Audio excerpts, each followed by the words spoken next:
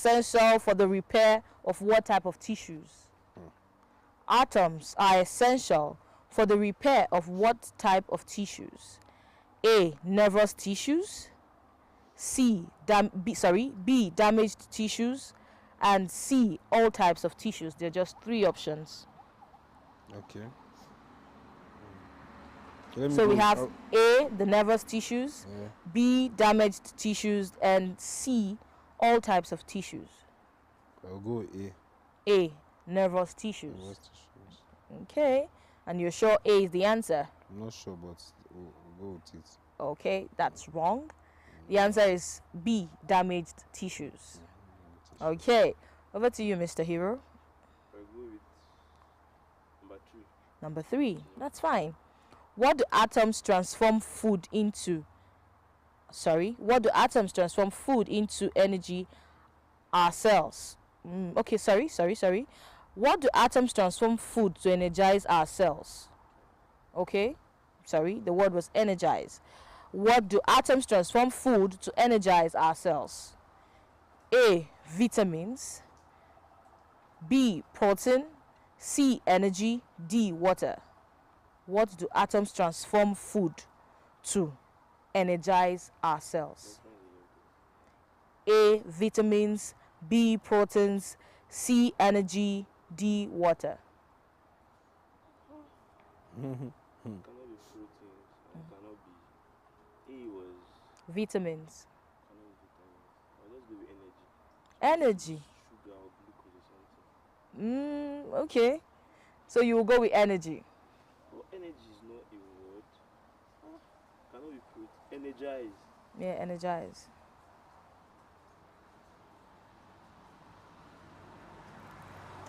Energize. I'll go with the option as well. Vitamins, protein, energy, water. I'll just go with energy. Energy. Okay. Now that was a little bit tricky, but it's correct. Energy is the right answer. Yeah. Absolutely right. Okay, over to you, Mr. Paul. Okay, so number 5. Number 5. Which of the following is a product of atomic transformations in the body? I take that again. Which of the following is a product of atomic transformations in the body? A. Carbon dioxide. B. Energy. C. Oxygen. D. All of the above. So repeat the options. Carbon dioxide is option A. B. Energy. C. Oxygen. And D. All of the above. I'll go energy. Energy. Yeah. Okay. If you say energy, you are right. Hey. If you say carbon dioxide, yes, you are right.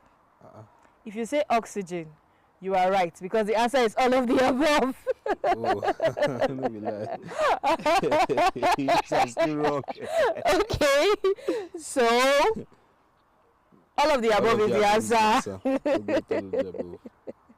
So you're 2 points down. You're just running on 1 point, and you have answered 3 questions, yes. Right? So over to you. So wait, sorry, I did not get that one. The answer is all of the above. But it's still inside now. Energy is inside, but the answer is all of the above. Carbon dioxide, oxygen, yes. All of that. Okay, over to you. I'll go with number 7, the magic number. Oh, wow. You think 7 is magical? Okay, 7 is a magic number. To you? To everybody. Wow. Okay. Which device are mentioned as examples of technologies driven by the study of atoms? I take that again. Which devices are mentioned as examples of technologies driven by study of atoms? That is to say, after research has been conducted on atoms, what has that study on this particular topic have been able to help, birth some kind of technologies, right? Technology. So A says television and radio. B, smartphones and supercomputers. C, cameras and printers. D, refrigerators and microwaves. Whoa, so you see why people should know atom. These are gadgets and stuff we use almost every day. Come again. Okay. Televisions and radios. smartphones and supercomputers, cameras and printers, refrigerators and microwaves. Tricky. It's tricky. Mm. I would say mentioning telephones and computers and television, and they are all the same thing. Okay. So I'll go with option D. D. It's different from the rest. It looks different from the rest. Refrigerators and microwaves. Okay, that's nice. I wouldn't question your choice. But the answer is actually smartphones and supercomputer, because you could see the excitement when I was talking about it. Like, we all have smartphones and people don't know what an atom is. So the answer is B. So I was thinking of Smartphones and supercomputers. Another option is televisions and radios. Mm-hmm. Still at Of course. But which of these I will div- not question you. Well, that's fine. That's fine. Okay, so over to you. Okay, so number 8. Fine. That's okay.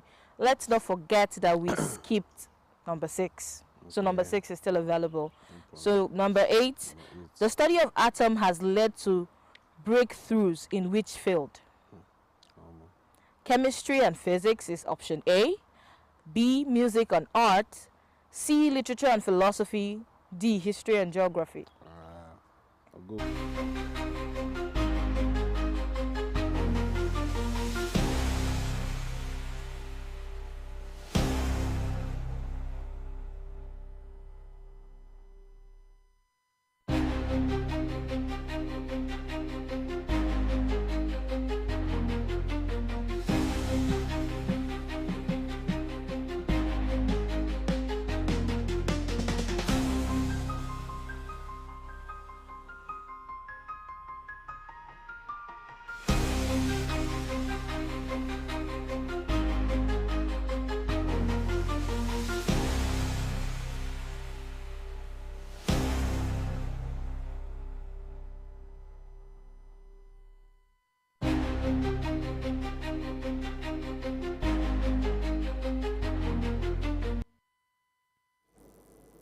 Hello and welcome to your newspaper review on Idea Television. You know what time it is. It's time to review some newspaper. It's time to dive into newspaper headlines as well as tech stories that is reaching the lips of us all, Nigerians as well as Africans and the world at large. And I am not alone. I am in the house with our able barrister, the law, according to me, aka the law. Barrister Damisi, welcome again. Yes, thank you for having me once again. My pleasure We- being here as usual. You know, I always say it, that your presence, there's this joy and light it brings to us. You see that there's a Lego person here actually trying to review some newspaper headlines with us, so that we could not fall, let's say, we not fall out of track when it comes to Lego decisions. Help us make better decisions. Thank you Yes, very much for thank you. gracing us. Thank your you, presence thank you, again. my pleasure. And to all our viewers out there, do stay glued to your screen. If you're at home, you're on your way to work, or you're already at work like us, that's we are working presently, do stay glued to your screen even as we'll be reviewing some newspaper headlines. But before we go into our newspaper headlines, I would want us to go into our tech news. And the first tech news we'll be looking at is the Microsoft scale back at Chinese access to cyber early warning system. We see that Microsoft has reduced Chinese companies' access to its cybersecurity early warning system following suspicions that the recent wave of hacking attempts on its widely used point servers may have been linked to the information leak. We also see that the move comes after a multiple attack of last month, which some experts attribute to Beijing, raising concern that the details shared through Microsoft Active Protection Program (MAPP) were misused. The program is designed to alert security vendors worldwide and also include those in China about vulnerabilities before they are publicly disclosed. Okay, so when I first actually looked at this particular news, I started asking myself questions like, I had to start researching and checking. You know, we know that Microsoft is not owned by one person. It's a global ownership, online this thing, access points for people who would be doing their documents and all of that, for companies and for people, individuals. Now, when I checked it, I saw that most shares were owned by the United States residents. And I also checked who actually look at their cyber security and all of that, and they also come from United States. And this problem we've been seeing from the United States and the Chinese people, it now raises a question like are they really doing this because from the news, obviously they've not been able to hold them for anything yet. They've not had concrete evidence to hold the Chinese people yet, but they are assuming and they are taking decision on their assumption. It now asks us, it brings us to that question that are they doing this because of or because of the really You know, like I used to say that China and the USA, they are competitors. You know, one will always try to seek advantage over the other. You know, in the Western world, in the world in general today, you always compete with other people. I know not too long ago we discussed about this SharePoint, you know, hacking, and we're talking about data privacy, data security, and all of that. You know, but Microsoft now they've come out to say that it's the Chinese people that they are assuming it's the Chinese people that are doing it, and they are trying to reduce or limit access of the Chinese into their systems and all of that. So China and USA, you know, they will always want to take advantage of each other. You know, any sign of weakness. Microsoft, like you said, is a US-based tech giant, you know, and they have a lot of information as to companies, as to individuals, you know, and once China can lay hold of, what do they call it, of people's data or companies' data, it's an advantage to them. So they are saying Chinese hackers are the ones that are doing this. That's what Microsoft is saying. And so they are trying to put a stop to this hacking from the Chinese so that the Chinese won't have an undue advantage, you know, stealing their private documents, stealing their private information and making use of it for their own benefit. So for now, you can just say, hope Microsoft does the best thing because, you know, let people's data and people's privacy needs to be protected at all times and with all measures. So if they are saying the Chinese people are the ones doing this, they should go ahead and try and limit access to the Chinese. You know, there are also instances where the Chinese will come out to say Americans are trying to hack our companies, Americans are trying to hack our systems and all. So there will always be that back and forth, Russia, China, US, European nations, you know. The only people that don't really care is Africa, you know. Yeah, us here in Africa. Whether they hack us, they hack our system or not, we don't really send anybody.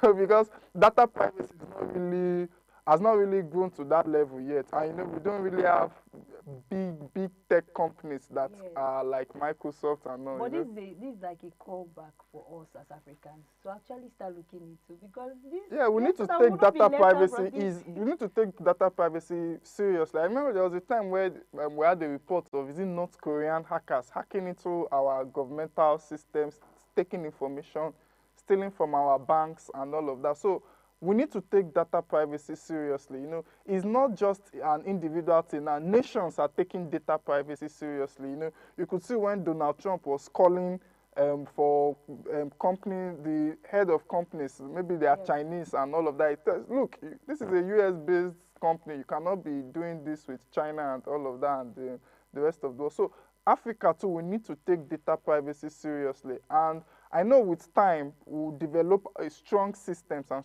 strong mechanisms to be able to take data privacy, to stand against hackers and cyber attacks and all. We'll get there.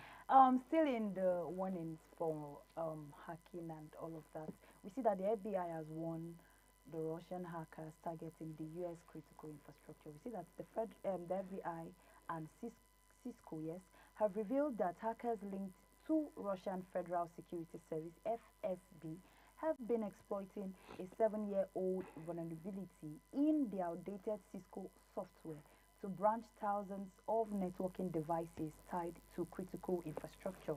The attackers, identified as part of the FSB's Center 6 cyber unit, have been collecting devices, configuration files, and of masses in a move to in a move to export, says to enable long-term access or resilience or operations that might align with Russian strategic interests.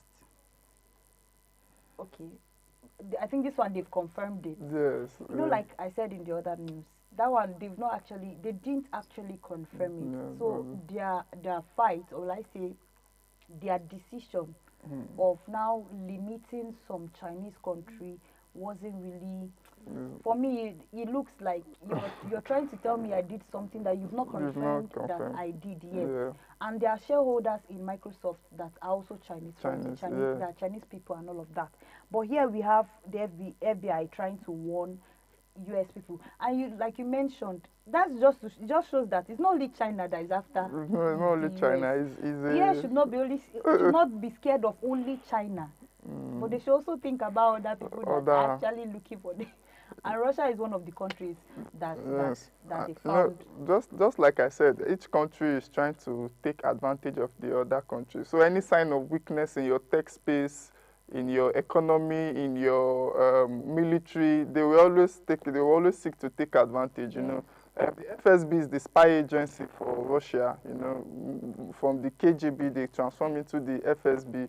You know, so when a spy agency is beginning to look for ways to hack into your tech space, and you know that they found the weakness, just as you identified in the news, while reading the news, you know, they found the weakness and they tried to take advantage of it. So the FBI coming out to warn its citizens, that's the Americans, Yes, the and American telling them that, look, we found this, they are trying to hack into our systems and all of that. It shows that they are on top of the game too.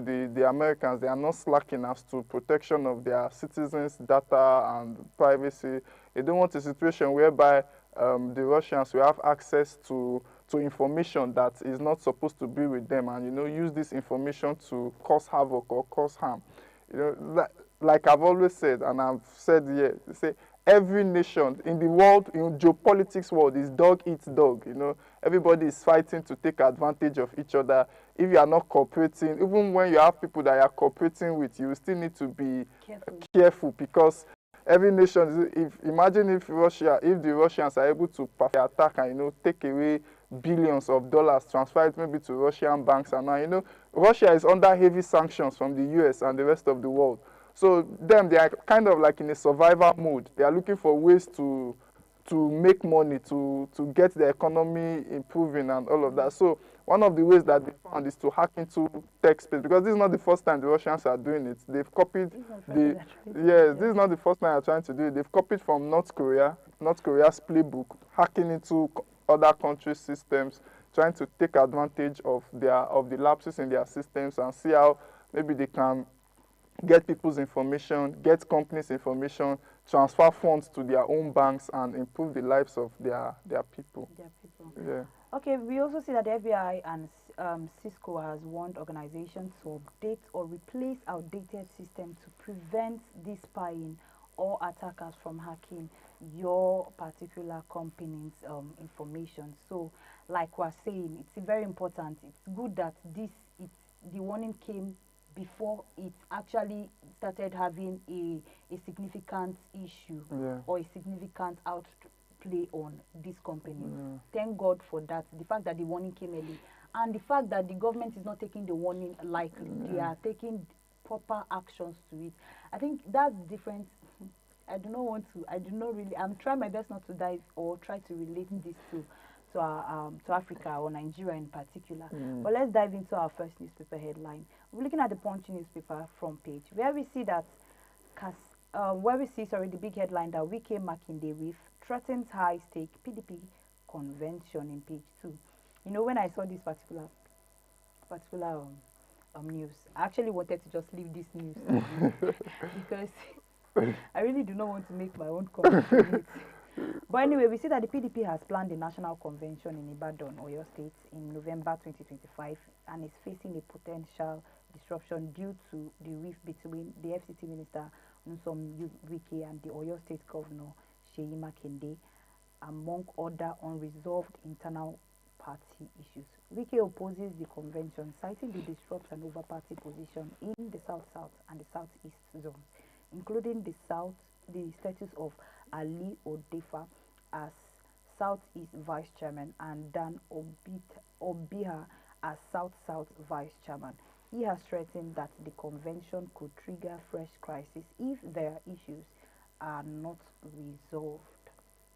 It's, one thing, the PDP, I don't know if they are an opposition party anymore, like they are a strong opposition party, because I don't understand. Yes, some Wike is a minister under the present administration, under the APC, the All Progressive Congress, and he's still claiming rights in the opposition party in PDP. So it makes me bewildered and all that. How can a man who is a minister under the present federal administration be fighting for space in opposition party? And the so-called opposition party has not even been able to push the Wike out. So Makinde, who is the governor of Oyo State, he wants to claim ownership of the party. He wants to be the Jagaban of PDP. While yes, some Wike is still saying, look, although I might be a minister under APC, I want to be the one in charge. And the PDP now, they are between two choices, two people to make their choices. Who do we follow as the leader? Do we follow Makinde or do we follow Wike? So, but me, Nigerian politics can sometimes be very funny. Very, very. I mean, a minister under the present administration is claiming that he wants to be the leader of the opposition party. So that means what you are saying is that there will be no opposition to the, you won't stand as an opposition to the president in 2027 election. He came out to actually confess his allegiance, and he specifically said that his allegiance is to President Tinubu's administration for 2027 election. This is somebody who has agreed. That's why I'm actually saying I do not want to make comments on this particular. This is somebody who has agreed on his allegiance, he doesn't hide it. You know we can have somebody that doesn't hide his intentions. He will not hide it. He will tell you as it is. As it is. And the PDP still left him to be in the party. They've not expelled him. They still leave him. Oh, he should be doing, maybe, I don't know, maybe because he brings money to them. Nigeria now, Nigerian politics is ruled by money. And some of these politicians, they'll say, we don't have hope for 2027. Let's just allow Wike to be bringing in money for us and all of that. It just showed me one thing that Nigerians need to learn. We need to have parties that have ideologies. Not just personality-driven parties. Parties that we are driven by ideologies. Like now in the US, I know what the Republicans stand for. I know what the Democrats stand for.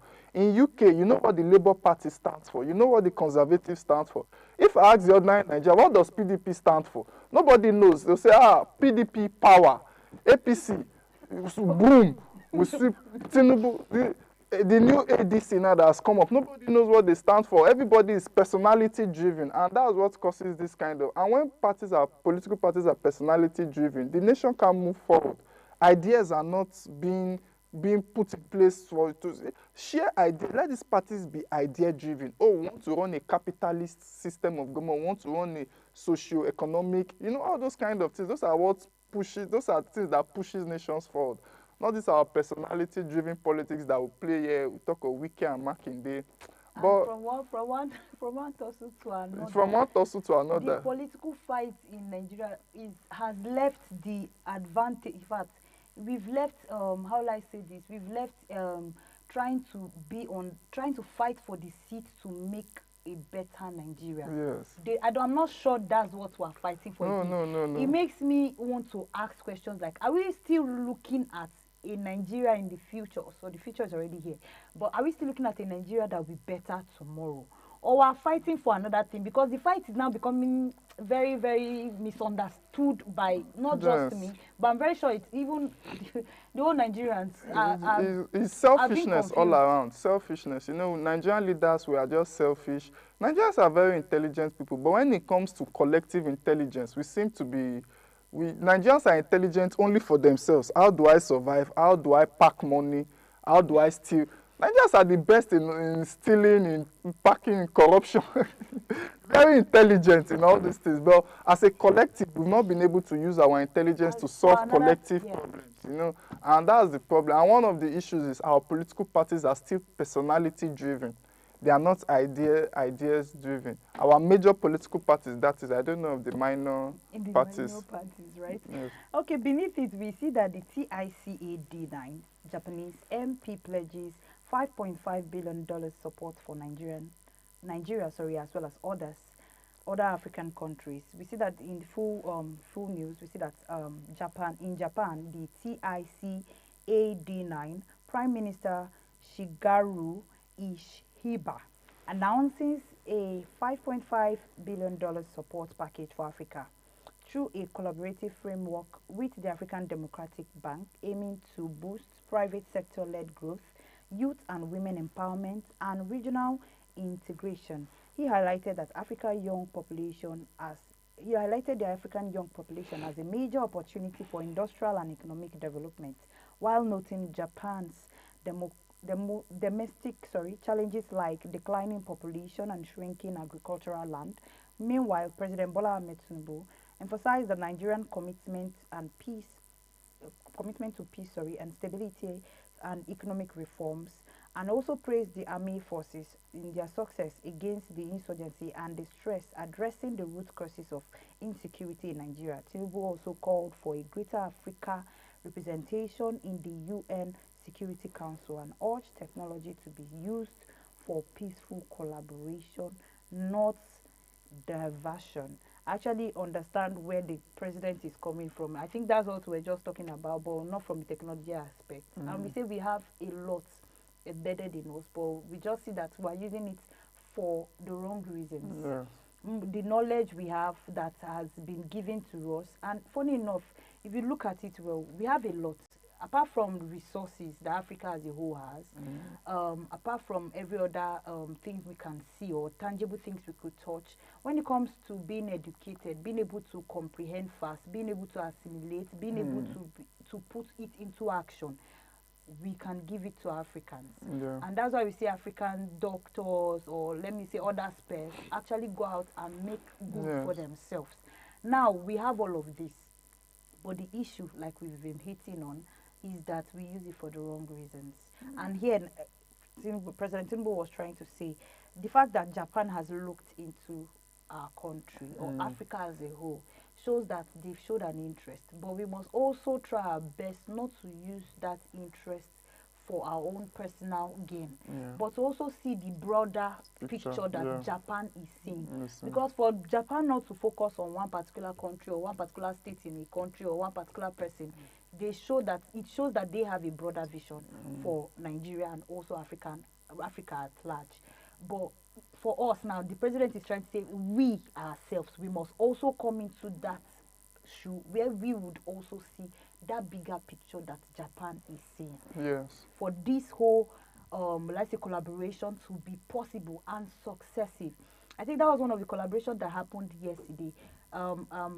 If a post on Facebook came out, I think on that, I've forgotten who donated yesterday to Nigeria. I've forgotten what particular country that came out to donate to Nigeria. And the person said, hope corruption will not slaughter the donation before it gets to the final user or the final the final place that was supposed to be invested.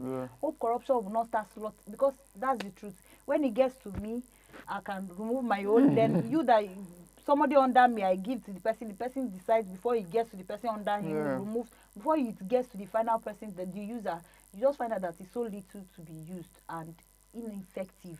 That the way it's supposed to show when the first person gave that money, the idea towards it gets ineffective when it gets to the last user. Yes, it's a good one from Japan, saying that they want to invest in African countries. But like the concerns you've raised, President Tinubu can come out and speak good and say the right words and say it all starts from the leaders, really. It's not, the monies don't come to my pocket directly. It goes to them. First. It goes to them. It's them that will now use the resources that has been given to them to better our lives. But if it reaches President Tinubu and his ministers, what do they then do with these monies that have been gotten from Japan? Do they use it to improve our lives, or do they use it for their own selfish benefit? Do they pocket the money? You see, a lot of Nigerians have received a lot of aid. Africa has been called, Africa is being called the aid continent because everybody gives us aid. But what do our leaders use the money for? And it all starts from our leaders, So President Tinubu can say, let us look inward, but it starts from them. What are they doing with the monies that has been given to them? The money Japan is giving, is it 5 point something billion dollars now to 5.5. $5.5 billion to a lot of African nations. You will see now that 5.5 billion within the next year again.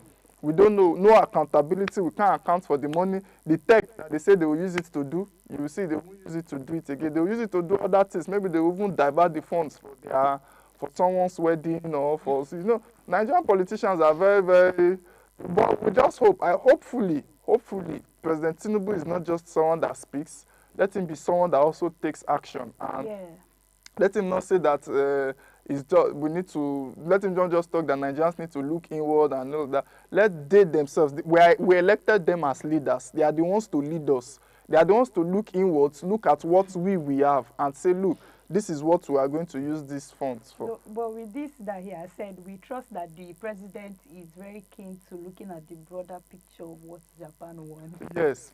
Beyond corruption or beyond selfish interest. Hopefully. We believe. Hopefully. But the truth about the matter is, even looking at this particular news, I see that even if the president decides to take this decision and the ministers are not in alignment with it, or the ministers are in alignment, then the people after the ministers that the money gets to, because this money, we just know that it's been from one person to another person. There are so many people that have been involved, so many people's hand have been involved in this. Can one person, if one person decides to stand and now still be corrupt, we will still see that there's a problem. But can everybody now decide that, okay, inside this particular innovation or with this new reform that has come, we don't want to be corrupt, we want to leave corruption out of it and help ourselves as a country. Yes, you see, everything is about implementation. So the president doesn't need to be the last person to get this allocation.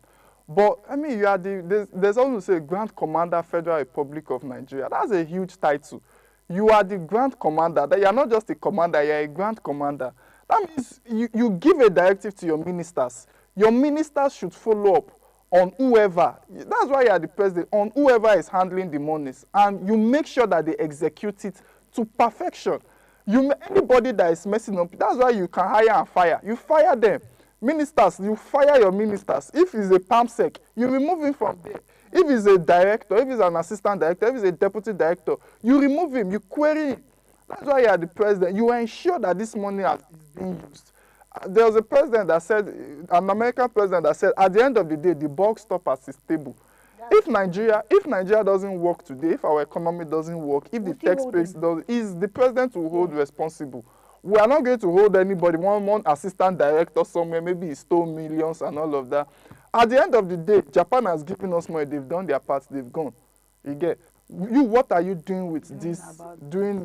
And I always used to say, Nigeria needs to move, we are the giants of Africa, we need to move from even seeking for aid. I mean, we are too big. We are bigger than that, 230 million people with a lot of resources. We are bigger than just seeking for aid, getting aid and all of that. We should begin to give aid. Yes, we need to start giving aid to people. We need to start giving aid to people in billions of dollars as well. Look for other smaller African countries, look for Asian countries, look at Japan's prime minister. He called African leaders, like 6 or 7 will go and meet him and say, oh, we need money. Nigeria too needs to start pulling weight like that, rather than us just seeking for aid and, collecting being able to give. Okay, I understand you. Anyway, it still boils down, like you said, to the president. Accountability is very necessary in this particular situation. Let your ministers or the people after the ministers be accountable. Everybody must be accountable for this particular reform that has come out, this particular innovation. That's what we're telling our president. As Nigerian citizens, let there be accountability so that it doesn't also pursue these investors from our country. Seeing that they keep investing and there's no proper use of their investments, it pursues people or it makes people to leave or not want to invest again. So let there be a proper accountability done to this particular situation. I'm trying to move. I don't want to go into this particular news down to our sports. After all the mouth, I forgive you people. The Tigers, I forgive you from my heart. I forgive you. I understand that it was a tough battle, but I forgive you. But we saw you. I'm very sure you watched the match. I watched the match yesterday. We first quarter was very close. I think it was very, very close. But second quarter and third quarter, the Senegalese just, in fact, they pummeled us. I think in They Nigeria, pummeled us. In the when fourth quarter, we were even trying to, we were slaughtered in that game. They were just simply better than us. There was no, they were better than us. I watched that game on YouTube, and it was just, I watched it from a Senegalese site, and they were, they were just speaking in French. Oh, Terenga, Senegal. Oh, they were not singing. They were very happy, the Senegalese, Of but course, the Nigerians it's are just. victory. What do you And it's a revenge for them. Our female D Tigers Yes, beat them like, in, I in also the saw. semi-final. Yes. They are on our way to. So they were very excited. Comments flowing from Facebook. Trust Nigerians always out there to comment. Somebody was even thanking God that he actually did not bet on them. Another person came out to say it's like this is a revenge, just like you said, because of our women came after their women, Yeah. and their men now decided that we will revenge for you. Our And they women. And revenge they actually because did because they pummeled in fact there was a time in the third quarter where I was in the fourth quarter where we made 9 straight points, Yes. three points baskets, and I was like, oh, we are coming in. They just after they just finished us. I just said, let me even switch to another channel. I don't think I want to watch that match. I'm not watching, but I we don't were- think I want to go back to we watch were, that we match. were The way soundly you're explaining we were it. soundly beaten. Oh. We were beaten. We It were just still beaten fair and shows square. that between the tiger and the lions, there's always The tigers will rise again. we will. We'll We'll become give the them king. another. We'll become the king of the jungle soon. We'll give them another chance. But Yeah. before then, we still tell you to. We are still proud of you, like I said, and I forgive you from my heart, personally. Okay, we'll be moving to our next newspaper front page, the Vanguard newspaper, where we see that the assault on NYSC member Soludo sacks vigilante operatives. This particular news has been going on for past 2 days. Yeah. In fact, I saw a video of the first one where she was being beaten by the vigilantes. This lady was stripped naked, and this is the one we saw on about the Emerson's video that she also was stripped naked. But in this lady's situation, it's a different kind of situation. She was beaten. She was purposely beaten and stripped naked. I mean, look at the assault that is being done to to a against human, and it's a for the fact that it's a uniformed person, not a normal citizen. It just shows that the power handed into our uniform guys out there is not being used well properly. Yes, we usually call NYSC people government speaking. Yes, and they are usually being taken care of, treated as special because you are serving the government. NYSC means it's not a system whereby you are owned by the government for that period of time. You get? It's not that you are on your own working. NYSC means that, look, for the 1 year, instead of you going out to look for a job, work for us as the government of Nigeria. Let us take good care of you. And to see that these guys are shield women, see what they are doing. He's just an NYSC. They should be arrested. After the court, they should be found guilty. I want to be the judge. They should be found guilty. And they should be sentenced to jail because they can't be doing this. It's a big assault. This is the one we caught. We were able to catch live that it was video. What of those that were not videoed? So it just goes to show it's no matter the kind of offense she committed, no matter the crime she did, she doesn't deserve that. No human being deserves that kind of dehumanization. If she actually committed the crime, nobody will be able to see her crime. If this particular with this particular situation, nobody will want to even look at her crime again. They are now looking at what, and that's why we must be careful to always treat every crime with proper justice. Yes. But I think, like you said, the jungle justice in Nigeria. Nigerians have a mentality of, you've not even seen, maybe there are some people, I remember the Alu 5 kilo, is it Alu 5? Yes, Alu 5, the one that happened in River State. And I remember there was one time in Apoye, this Apoye in Abuja, where they just caught some people, called them criminals and burnt them alive. After they burnt them alive, it was discovered that they were not guilty of what they committed. We are talking about jungle justice, and justice is also a process. Justice follows a process. The law says that everybody is subjected under. No, everybody is presumed innocent Until- proven yes, guilty. until proven So guilty, even if you yes. catch someone with a gun pointing at you, the person is presumed innocent before the court of law. So you don't just go and use your own and say, use your emotions and say, I caught this person stealing. What if the person you caught is actually not the person that did it, you know? So jungle justice needs to stop in Nigeria, and we need to educate our citizenry as to how justice, and this one they are vigilante or security operatives. That's what I'm saying. The ones that are supposed to even be guarding, the least people that are supposed to be guarding, at least when they see this kind of thing, they are the ones that are supposed to say no to it. I mean, if these are our security operatives, then imagine. What the citizens within. Anyway, but in response, Governor Chukwuwama, Soludo's administration dismissed the operative and covered the victims' medical bills and also replaced her damaged items and issued a public apology to be given to her. They are also to be handed over to the police for persecution. Wow, prominent voices like Senator Ede has condemned the attack, describing it as a barbaric and inhuman, and also called for both immediate prosecution and stronger measures to protect corp members. Because some people have been insinuating readiness to be fair to everybody. We are going to take them now, with or without the girl and members of our family. We are going to take them to the police and hand them over to the police. That is what we are going to do, what we are about doing now. And this is the essence of bringing them out so that everybody will see them. We are not shielding anybody. Because some people have been insinuating, oh, we are trying, somebody is trying to sweep this under the carpet. And I said, in further demonstration, that is not what we are doing. There is no scapegoats in what we are doing. And the governor of Anambra said, Mr. Governor Chukwuma Soludo is not interested. You know, if you see the way criminals are treated in Western world, there's a comedian that says to be a criminal, they shock you. You know, they don't dehumanize their criminals. But here in Nigeria, even our human beings, see the way we do. But it's a good one from the Anambra State governor. It's a good one.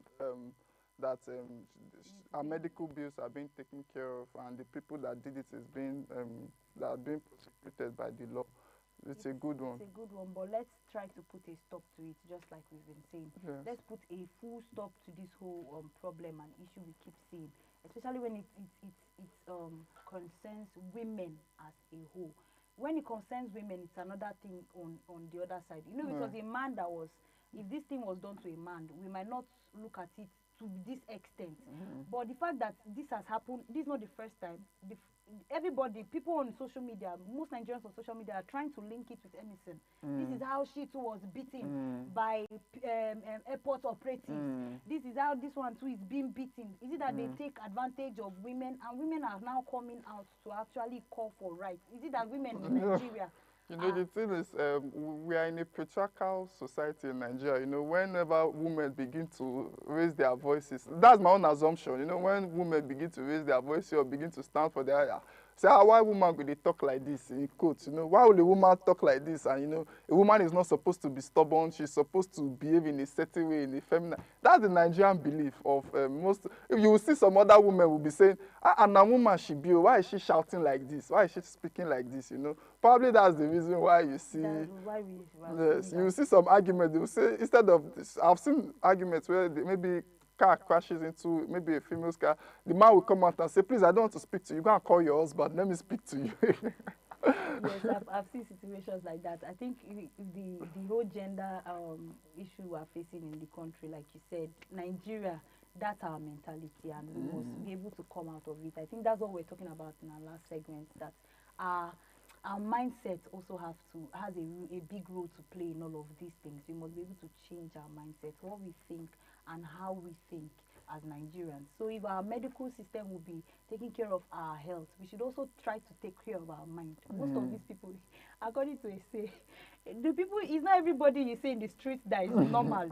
Especially when it comes to Nigeria. It's not everybody in Nigeria that is normal, and that's just the truth about the whole matter. But anyway, let's go into our last news, and it's also a tech news. We see that big investors ditch tech ahead of expected September stock slump. The US tech stock like Nvidia and others have been booming thanks to the excitement about AI. But now some investors are worried and might have to gone up too fast. that this whole thing has gone up too fast. But you know, we can understand from their own point of view. We can actually do and understand from their point of view, because as a businessman, when you notice that, in fact, anything that rises would always come back. That's the law of gravity. Anything that goes up will come down, and it's a normal law that we've seen play in different sectors and different cases. Now, this has happened before. With my research, I see that this particular this thing has happened before. When it comes to the dot-com bubble in late 90s to 200, we saw that the tech stock, especially the internet companies, were scared of investors that rushed in, and it went up and it came down, it crashed and all of that. And now investors are still worried that this whole, the way things are going so fast, going up, they are now beginning to so that they can still have profits from this investment they've made. Yes, so I remember yesterday I checked my investment app. I checked my investment app and I saw that some of these stocks have really gone down. You know, Nvidia, like it was like taking a battery, and I was wondering what was going on, because at the beginning of this year, so to the mid of this year, you know, tech stocks were just booming, they were going high and all of that. So I was wondering what caused this, this whole slaughtering of tech stocks and all of that. But like the news just gave out, investors are worried that this boom might not last long. Let us remove our money, and you know, I know. So we are waiting for the reserve chair, the Federal Reserve Chair of the U.S. to give his speech. Probably that will boost our morale to know what to do next, because nobody wants to lose money. Everybody wants their money. Those that have invested in stocks, especially tech stocks, will be watching out, so that they'll see maybe should I buy, should I sell, should I add more to the stocks that I currently have. But you know, a good stock trader will always be watching the news. Will always be watching out for when to invest and when not to invest. So those that are into stocks should just beware. At least follow the speech of the Federal Reserve Chair. Also our own CBN here. Let's know what they are doing so that we are also protected here in Nigeria.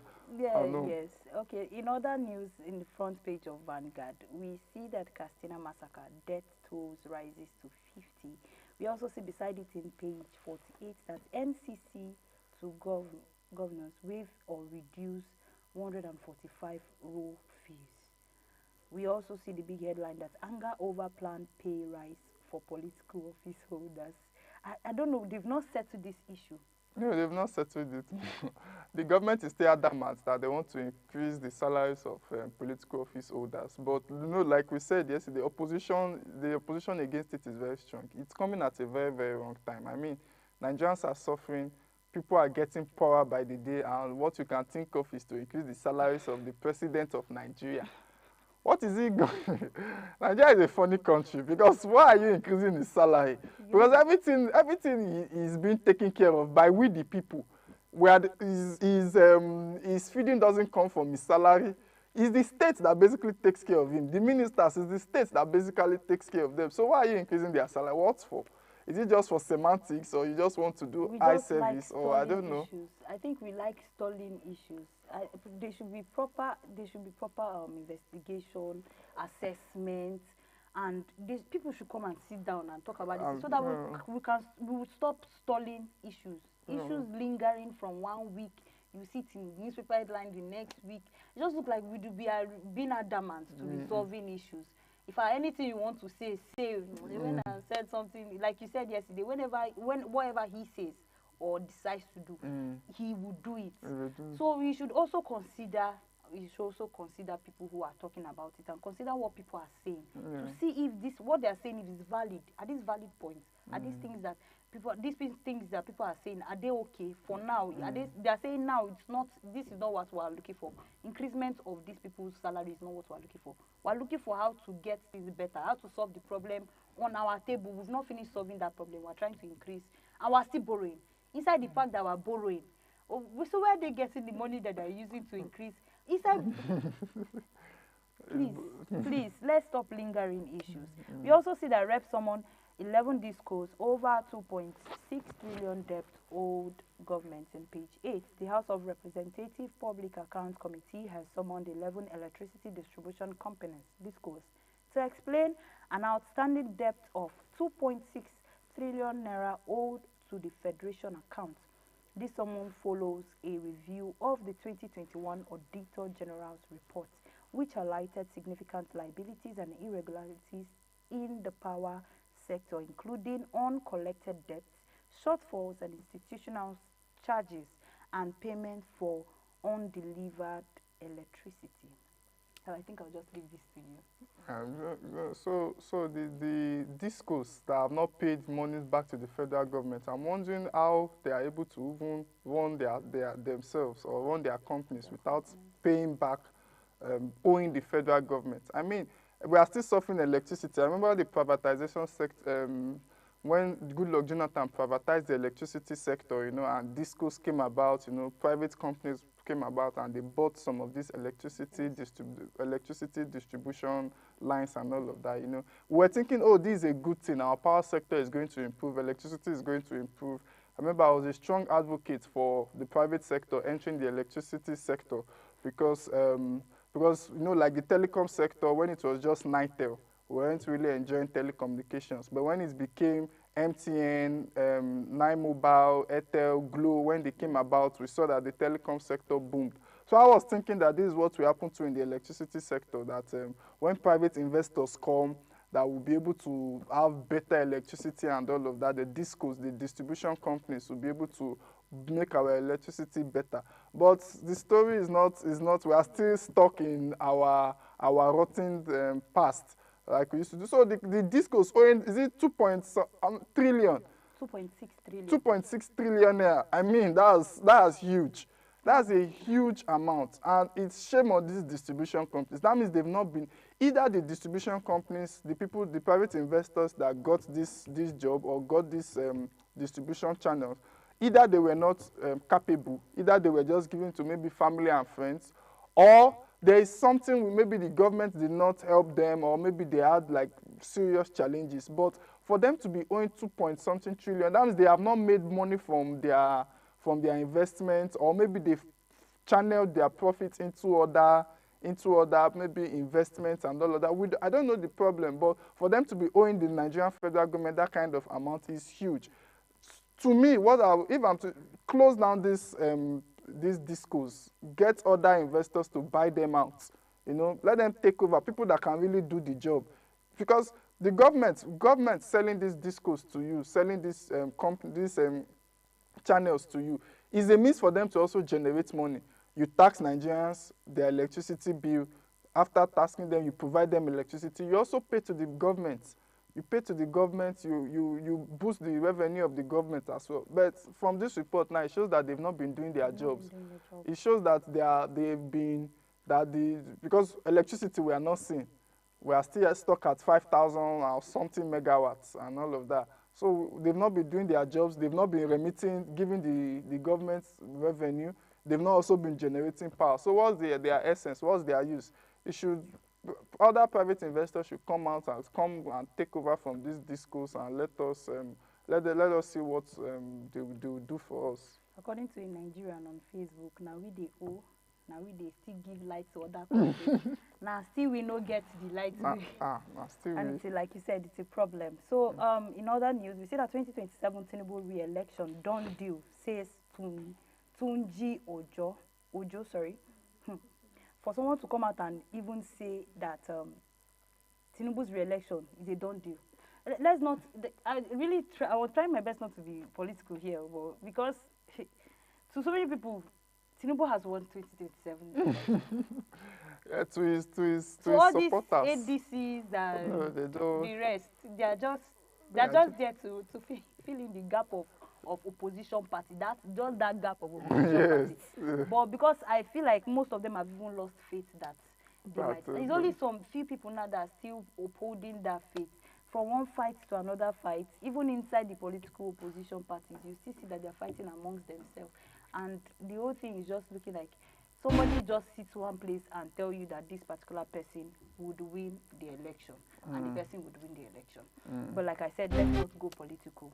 So we've come to a close of our newspaper review on Idea Television, and we looked into different tech stories, the Microsoft tech stories, as well as the hacking of the FBI agreement to actually resolve the hacking problem of Russia into US companies. We also looked at different headlines on our Vanguard and Punch newspaper. And to crown it all up, we just say let there be consistency in everything we do, and let our work or our efforts have a good reflect on anything we are actually doing as Nigerians, and also to our government at large. And to close it, thank you very much Thank you. for Thank making you for yourself having me. present in this newspaper review. You know, I always say it, your presence here cannot be overemphasized. Yes, Thank you very much for Thank coming. you. And thank you to all our viewers that stayed glued to their screen. Do stay glued to your screen even as we bring you more innovative programs after now. And follow us on all our social media platforms on Idea Television. I am Jacob Deborah, and like I would always say, stay informed, stay safe. Bye for now.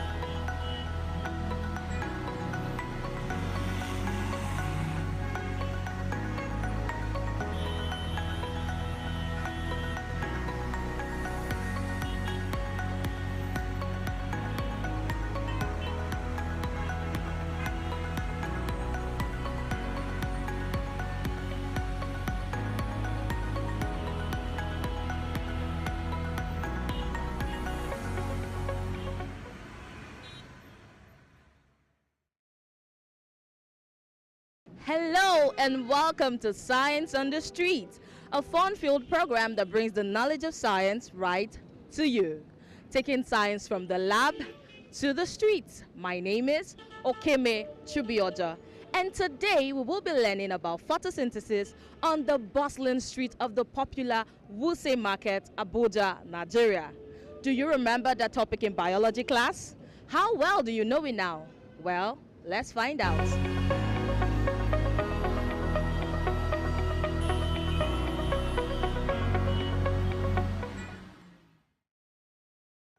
Photosynthesis is a big word, but it is happening right now in the leaves of plants all around us. Photosynthesis begins in the leaves of plants, where a tiny structure called chloroplast resides. This chloroplast contains chlorophyll, the green pigment that captures sunlight. Think of chlorophyll as nature's solar panel, absorbing light and converting it into energy. Sunlight is a superstar in this story. It gives plants the energy they need to turn carbon dioxide from the air and water from the soil into glucose, a type of sugar that plants use as food. And guess what?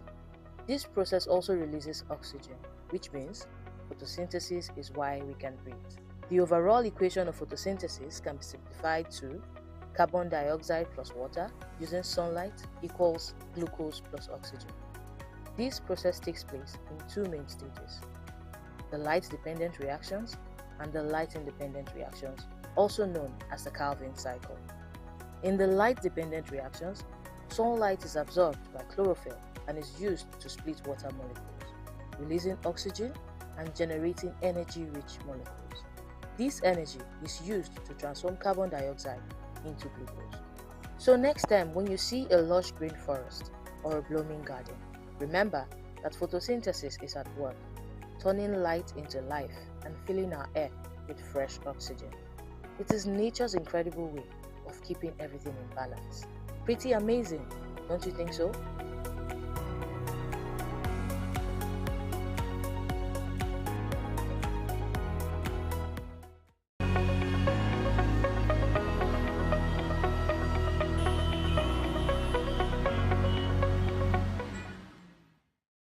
What is photosynthesis?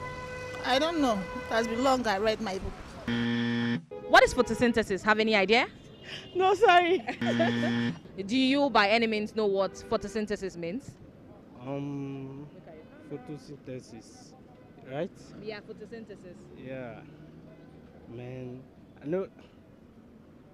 Should I say no? I don't know. Do you know what photosynthesis means?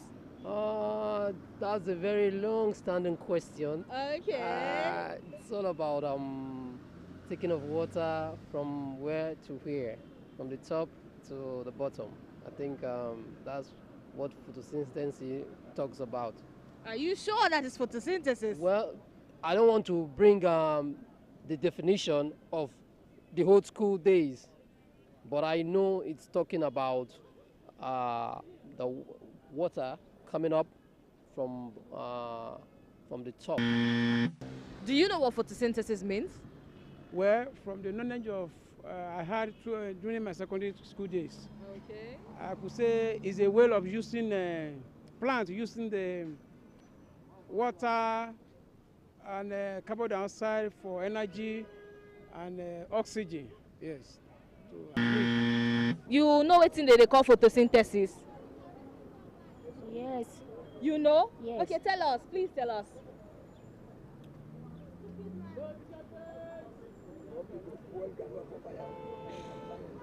She knows it. She knows.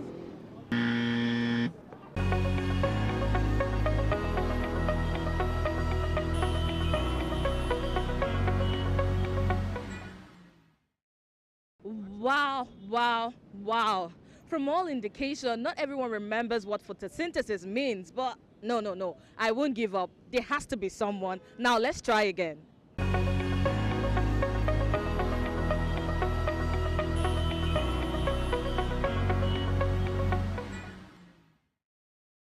Do you know what photosynthesis means? Yes. Okay, can you say it? Yes. Photosynthesis means growing green plants with sunlight. What is photosynthesis? I'm not sure, but I do recall it's a process whereby plants draw energy or manufacture fruit from the sunlight. Wow, okay, that's good, that's good. High five. Thank you. Do you have any idea what photosynthesis means? Not really, but I can try. Well, Okay, I know it has to do with plants and getting sunlight for the plant to grow. That's just the basic knowledge I have about it. wow. Okay, that's basic enough. Do you know what photosynthesis means? Yes. Okay, how to do it? Yeah, in a layman understanding, a photosynthesis is a process in which plant manufactures its own food through the process of sunlight. Wow, he got it. Do you have any idea what photosynthesis means? Okay, for photosynthesis is a process when plant produces its food from the sun. Okay, he got it. Do you have any idea what photosynthesis means? Look at the camera. Partially, Okay. I know. So photosynthesis, based on my knowledge, is maybe we are talking of plants.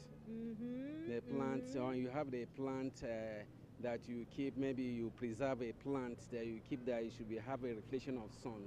Okay. So that is, for now, that is little I could say about the photosynthesis. Okay. What is photosynthesis? Is where green plants manufacture their own fruits or food. Okay. When green plants manufacture their own food or fruits whatsoever. There's a key element that is missing. Remember, you've tried, okay? You are like 75% done. By the help of sunlight. Yay! He got it. High five.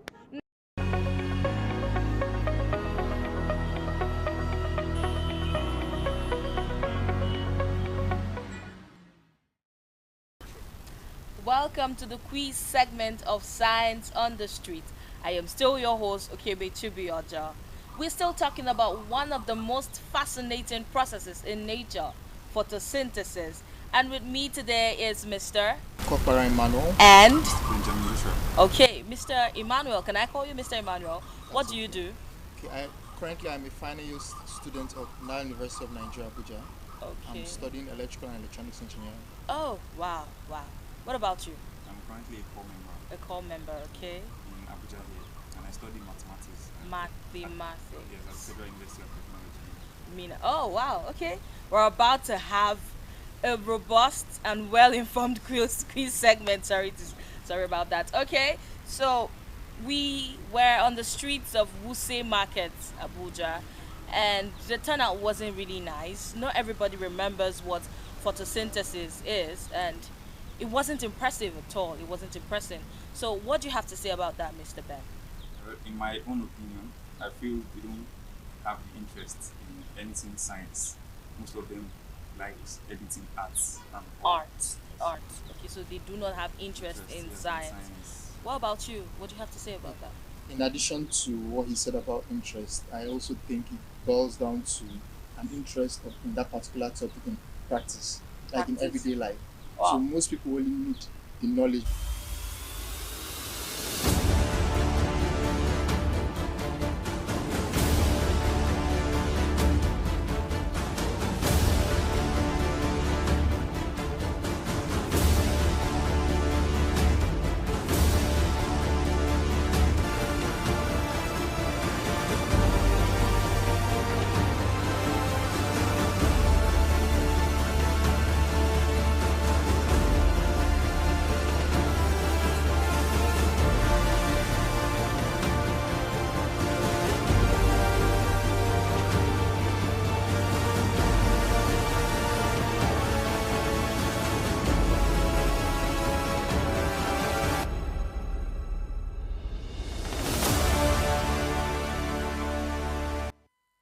Hello and welcome to Idea Morning Digest. It's so good to have you join us on this edition as we, dissect everything around science, technology, innovation, education. We just want to make sense of the headlines, also making top stories. And today I'll be doing this with Deborah Jacobs, or Jacobs Deborah, she likes to call herself.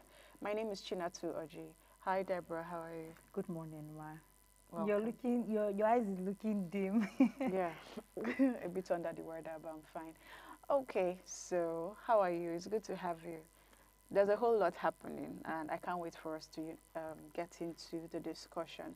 But before then, if you're not connected to us across the different social media platforms, I want you to do so. Do well to reach out to us, send us emails, send us observations, send us comments, anything you'd like us to improve on, work on, just whatever it is. We're very open to feedback. And if you'd like to be a guest on any of our programs, also write us at ideatelevision@gmail.com. But right now we're going to break. When we return, it'll be time for us to get right into the stories making waves across the continent. Don't go anywhere. The first innovation television in Nigeria and Africa. Idea TV promotes innovation in Africa to the benefits of society. Idea TV promotes STEM education in Nigeria and Africa. Idea TV brings science and innovation to society. Idea TV.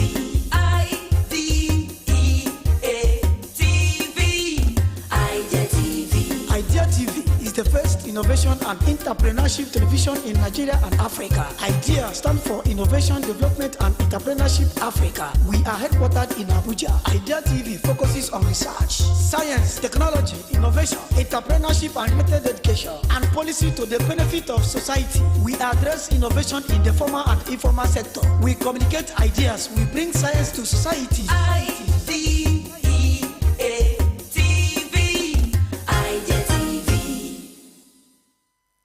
Welcome back and thank you for staying tuned. Let's get into the stories that touches headlines in Africa and Nigeria.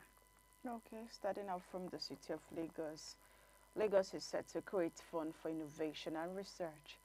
The Lagos state government is set to dedicate part of its capital budget to boost innovation and research. An innovation bill proposes the establishment of a research and development innovation fund under the draft law. The government would commit at least 1.5% of its annual capital budget to science, technology, and innovation, rising to 2% within the next decade.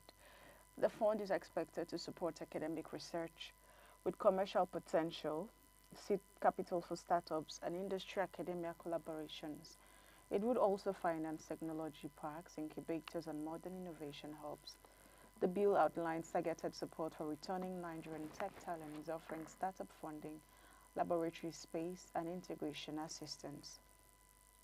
Scholarships, fellowships, and innovation bootcamps are also planned to build future innovators. The management of the fund will fall under a fund manager appointed by the Lagos State Research and Innovation Commission, which will set eligibility rules for enterprises seeking access. If passed, the bill aims to strengthen Lagos' position as a hub for science, technology, and research commercialization in Nigeria. Good news. I am very excited about this one because we are talking innovation, and Idea TV is an innovation television, in fact, the first in Africa. And so when we see news like this, it makes our hearts very glad. And Lagos seems to be at the forefront of a lot of things, especially when you're talking about innovation. They seem to have, caught up with the world, and it's really beautiful to see that these commercial cities taking things a step further.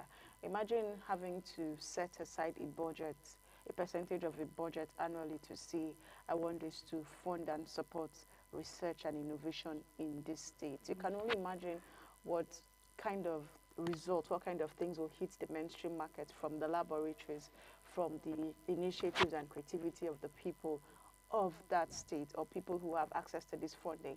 And something I must really commend is the fact that the fund is not just given. There is a fund manager, and there are people who are put together to manage the entire disbursement process. And so it is very likely that there have to be a series of processes for you to undergo before you can access this loan. No, not loan, this fund. And more than that, your idea has to be very scalable and something that can put not just Lagos but Nigeria on a global map.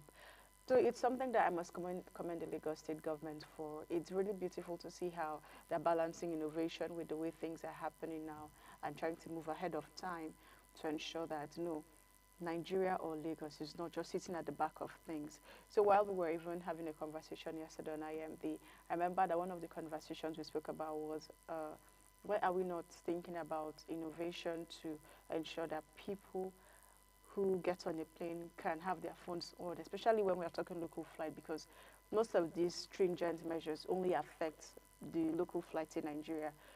So what are the other people doing right? Why are the international flights different?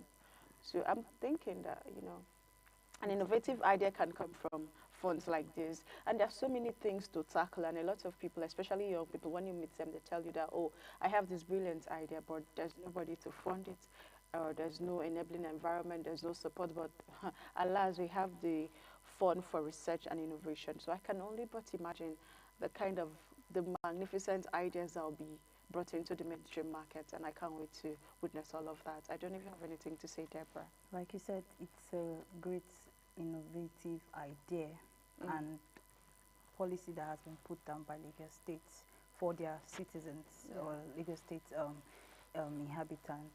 I just feel like you said, this particular move has been practiced in different countries. If we look at it, and we've seen achievements from those countries like Israel. They have their own innovation particular sector where they deal with both they deal with both seed funding, providing of grants, and when it comes to idea and all of that. And we've seen achievements from Israel. We've also seen this kind of move in South Korea and other, like I said, other countries. And we see that there are achievements to this particular move. So we cannot say the move doesn't have an evidence to show for this. This move has been carried out by other countries, and there's an achievement, that there's a proof to show that what this move is a particular good and effective move that would help. And for it to come in this period of time where Nigeria is seriously suffering from a lot when it comes to agriculture, like you said, innovative ideas being kept dormant in our citizens, and also when it comes to us not having enough, when it comes to our economic downstream and downplay and all of that, this movie actually comes out to help. It's like a clinic to help every other thing. And like you said, Lagos, they're one of the states that actually do not want to carry last when it comes to innovation and moving forward, trying to move Nigeria forward. They are always at the forefront of this particular race, and it's good that they are always there. But I want to see this happen in every other state. Yeah. Every other state in the country. Let it not just be Lagos that have this idea. I want to always have this idea. Must this idea always come from that particular place when it comes to research and innovation? We have other states that are curious about innovation and research. So let's see them also put it to play, put it to physical or tangible work. Okay, I like the way you've put it because on one of our programs here on Idea TV, African Innovation Landscape, every time you speak to the big researchers, the people who have, seen the world well, you realize that some of the problems they really point out is that funding. Yes. Funding is a big problem. And so having a fund now set aside on an annual basis to fix this problem, you can just really imagine what will happen. Truly, Lagos is becoming that Silicon Valley. And I mean, proud moments. Okay, next story. The next story, Anambra sacks vigilante officers over assault on COP member. We see that the Anambra state government has dismissed 8 operatives of the Agunechemba vigilante group following the assault of the female National Youth Service COP member Jennifer Lobo. We see that the operatives seen in a viral video attacking the COP member were accused of threatening to rape and kill her. Authorities say the officers acted outside their mandate while claiming to be pursuing suspected cultists. Governor Chukwuma Soludu's Special Advisor on Community Security, Ken Emekin, confirmed that the state had covered victims' medical bills, replaced her damaged belongings, and issued a public apology on her family and the NYC. These dismissed operatives will now face police persecution. The Nigerian Bar Association strongly condemned the incident, describing it as a direct violation of human rights and called for a diligent prosecution to ensure justice. Labour's lawyer Cyrus Onu has alleged that the officers, yes, not only physically assaulted her but also issued death threats to her and her colleagues. He added that his clients would also seek contemporary damage in court. Senator Ede Bifoni, representing Delta Central, has also condemned the assault, describing it as a barbaric and inhuman, and urged both Anambra government and the NYC to take a stronger measure to safeguard COP members. This case is now expected to serve as a test of accountability and reform within the country's security operations in Anambra State. Wow. I think this story, this particular news have been on the lips of Nigerians, especially, like I said, I was saying during the newspaper review, especially after the Emerson's incident. This other incident coming up it pulls a lot of emotions out of Nigerians, seeing this kind of things happen, and especially from operative or security operative that are supposed to be preventing this kind of event from happening. The jungle justice, the whole trying to take law into their own hands, and these are security, like we said, security operatives. These are the people who are supposed to stop this thing from happening in the society, civilians from doing this thing to each other, and they are the one carrying this out by themselves. And it just it leaves a big question mark on our security agencies. Is it that the power given into your hands are not being properly used, or you're not worthy of the power? We should not give you any power to actually be able to make proper implementation or seeing that proper justice is being done in the society. Security operatives doing this. If you look at the video, you understand why that governor actually the senator came out to say that this is inhuman.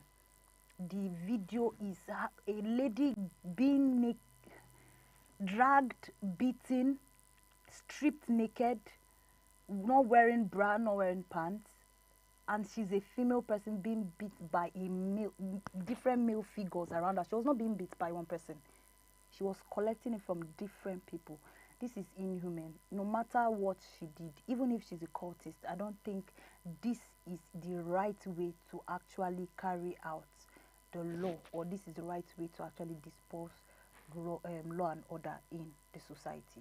You know why I'm even very concerned? I'm concerned about the fact that this is the only one we've seen. Because for this to have gotten to the limelight, it means a lot more must have happened behind the scenes, and they're only getting to see this one.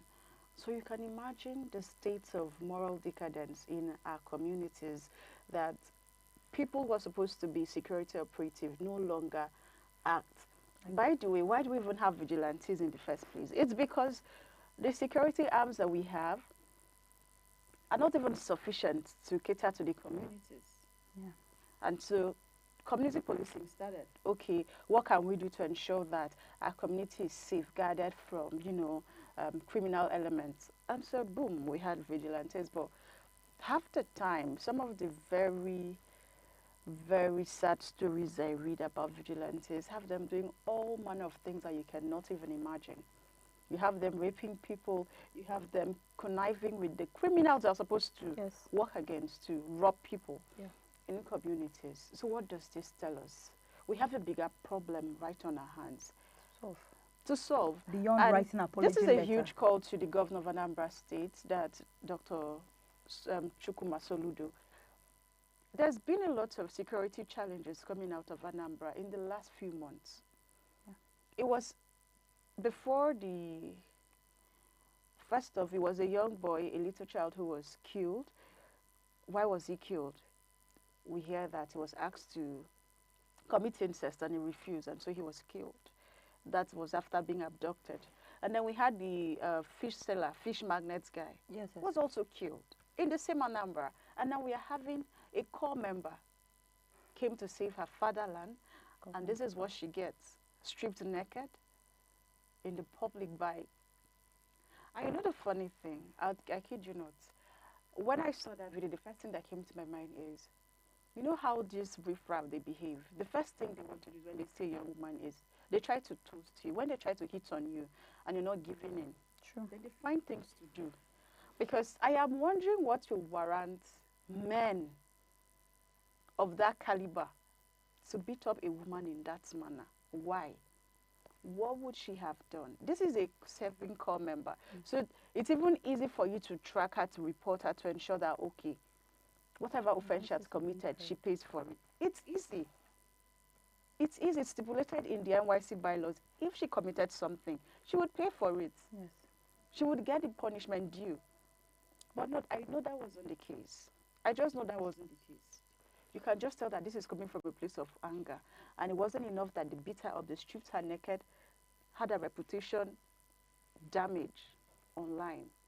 You know, I really understand what you're trying to say. And like you said, most of these issues like this, there are some that are being covered. Drawing my attention to what you said about she being toasted and might not, this might be the case. It's possible. This is, yes, That's what I'm rule telling you, that it's out. very Yeah, possible. I mean, I've seen she's a beautiful I've seen lady. a problem like this happen my very before. A friend of mine had a serious issue with vigilantes. This is still vigilantes. And the reason why was that she told me the first time she came, they were calling her my wife. And because she called their attention, like their attention, like, you can't call me your wife. Don't ever try it. You can play with me, we can laugh, but please do not call me your wife. The next day she was coming and passing that particular place. It became an issue.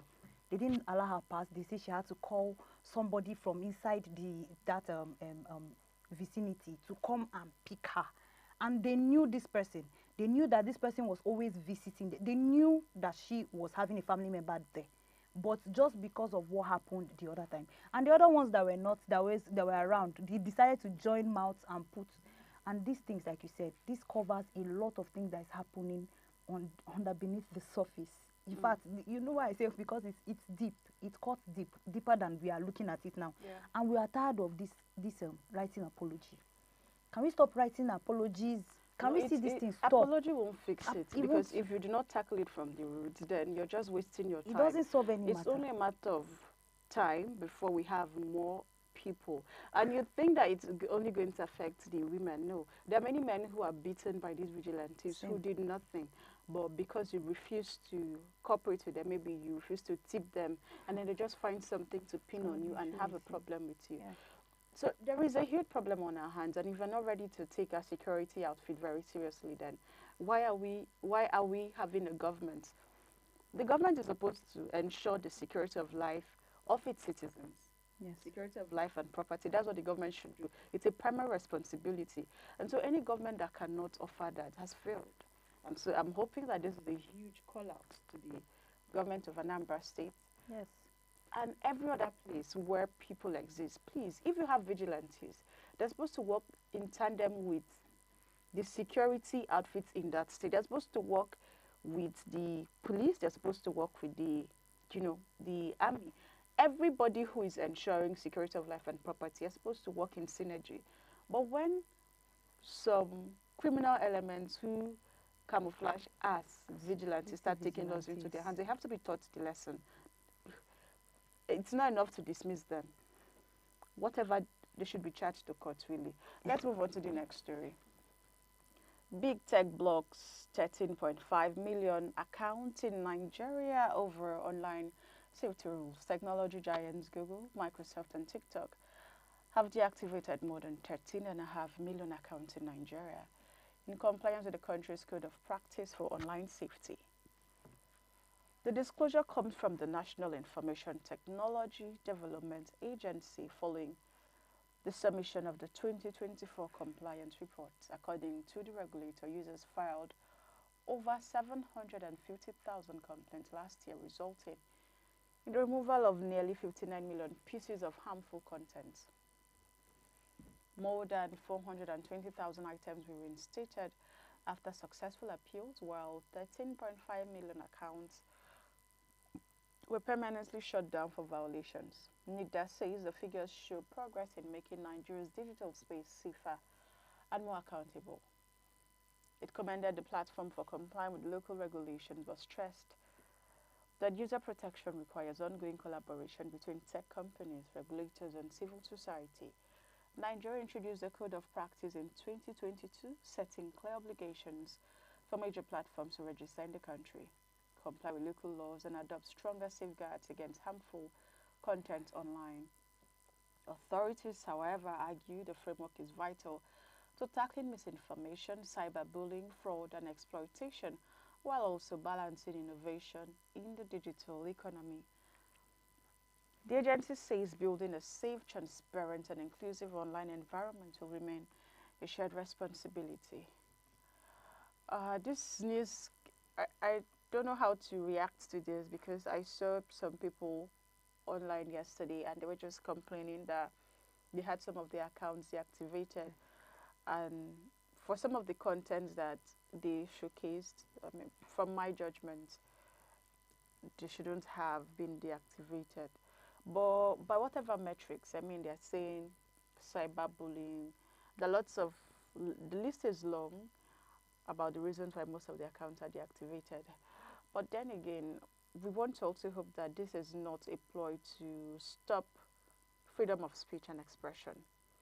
Because if you keep shutting people up, I remember how if somebody wanted to report a case of harassment, and she was reporting, according to her, she had tried going through physical means, like go do the normal way, let me go to the police and report, and it wasn't working. And so she came online and narrated the incidents, what went down and how it happened. And so because she was using the exact words of the people who tried to harass her, her account was taken down. It was taken down. And so when people said, oh, it was because you used this word, it was because you used this, or you used killed, you used this, or you used... So there were words that were, pinpointed as to why her account was taken down. And in that case, that person wasn't the one who was her. She was the victim here. Yeah. But what did the company interpret it as? Cyberbullying. I don't know. So sometimes you're wondering, what metrics do they use in measuring these things?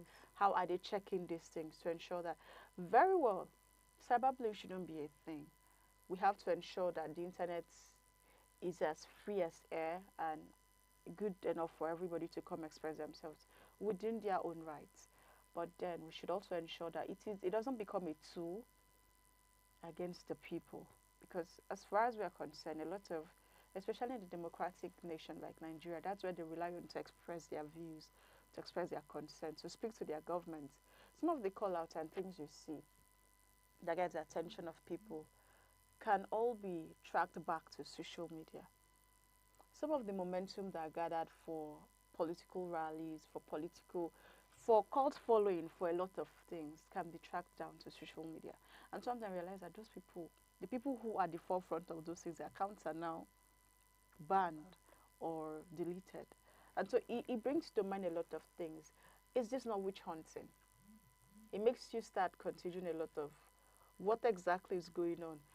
Well, I don't know how to feel about the people whose accounts have been activated, but let it be on solid ground. Let it not be on grounds of maliciousness. Let it not be on grounds of witch hunting. If they break the rules, let them pay for it. But then, let the victim not pay the price. I just told a story of that lady. She only turned to social media as her only weapon, and that was what happened, because she was now using the exact words that her abusers used.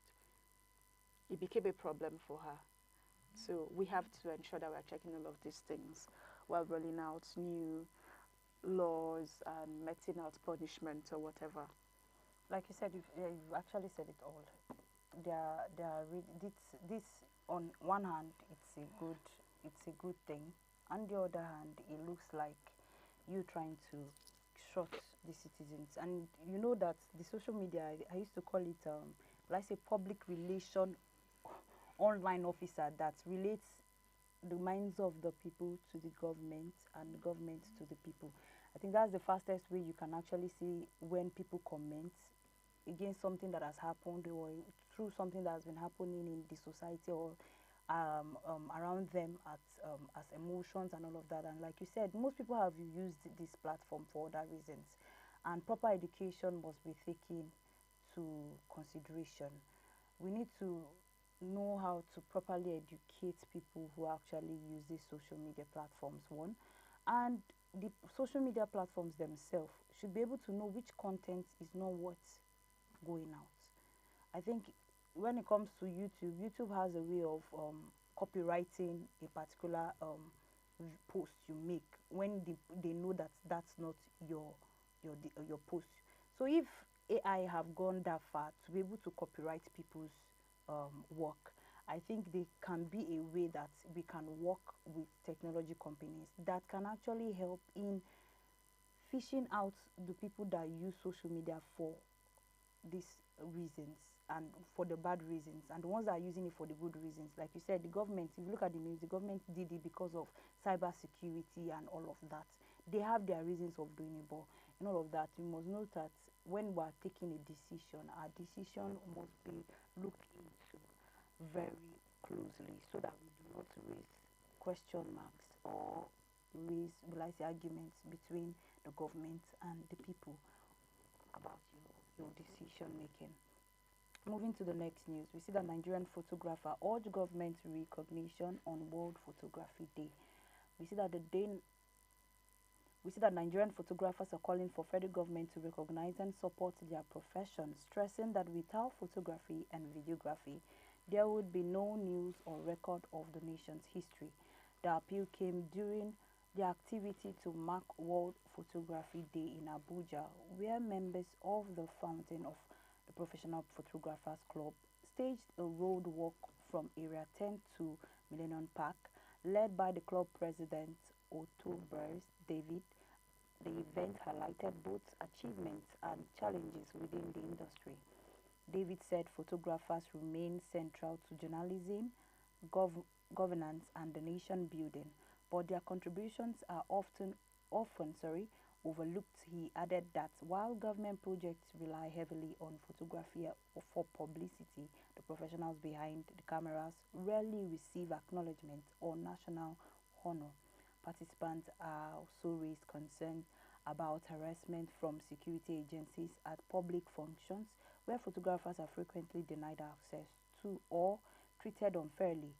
They outcasted this global practice where photographers are not accorded the proper respect and privileged access to international events such as the UN General Assembly. The Abuja walk also promoted health awareness, encouraged members to prioritize exercise and medical checks. David urged young Nigerians to pursue photography with passion rather than financial gain, noting that the professionalism remains vital to history and culture and also national identity. World Photography Day is marked every 19th of August to honor the contribution of photographers worldwide. It's a beautiful one. Photography. Photography is actually used in, I think, most will I say all professions, they have this evidential role they play, because it looks like they are the eyes of so many things that happen. In journalism, you need photography to show people the picture of what you're trying to tell them in words. In when you're marketing your goods, you need to show people what that thing you're doing, that goods you're marketing, is it good enough? It's like I said before, I mean, sorry, it's like an eye to a particular situation happening or a particular thing. So photography is very important. It's something that we cannot overlook. And photographers have come out to now ask for that opportunity beyond their photography being praised outside. Let the people themselves. And I think that's one thing I will applaud newspaper and magazine production committees. They do, whenever you take a photograph, they have the person that took the photograph name under every photograph. So the fact that you are seeing a photograph and it's clear and clean, it shows that there's a name behind it. There was somebody who made this possible. So beyond the fact that our photograph look nice, the photographers have come out to say we ourselves, we must be recognized just more than the way our photographs are actually recognized. And they're calling to the government to be given the opportunity to go into different sectors of the government to actually take photographs. They must be able to identify them. If I have a badge saying I'm a photographer, another person is having a badge saying that they are security personalities, you should be able, the accordance you give to that security personality, you should also give it to me. You should allow me. But in this, we can still see the reasons why governments do not allow them to enter or have access to some governmental agencies. Something like the courts now. The courts knows the reason why they don't allow photographers or videographers to come in and take tapes or photographs of what is going on during a court proceeding. There's a reason for it. Yes, we are seeing the fact that they want it. They want that recognition. But still, to whom much is given, much is expected. I think that they should show more that has been given to them already. They should start showing, and if they receive physical evidence of what they are saying, then we would look at and see the reason why we should give You them sound more like power. you're the photographer regulator in Nigeria. Sorry. Okay. Okay. I'm seeing from the 2 points. First of all, we are really focusing here on photojournalists, and for the longest, photojournalists have played a very key role. In fact, everything we see on paper, whether it's physical or online, we can give kudos to them. And they play a thankless role because they take series. Anyway, another thing I was going to say before I even get to that is that every single job has its own. Yes. There's really no job that's easy. Nothing is easy as long as it's a legal job. I mean, the illegal ones are even tougher, but when you're doing a job to earn, it's not easy. So there are rules, stringent rules, there are regulations. So while the court has a rule, you're aware that in the court, the females don't wear trousers in Nigeria, right? So does it mean they'll not pass the right judgments? But then these are women who wear trousers outside. And then photographers, you can't go into the same court to take pictures. And when photographers even go around, they can wear their trousers. The ones that are female. So you see, everybody has its own. But then, I think the question here should really be about the recognition we give them, the respect that we give them. When you tell some people, oh, I'm a photographer, there's this eye. They look at you like, oh, you're just poor. Yeah. But if you understand your skill, because another thing is, most of the people that look down on as photographers are those who just do shabby works. When you know your onions, when you know what to do, it's not really just about playing around with colors.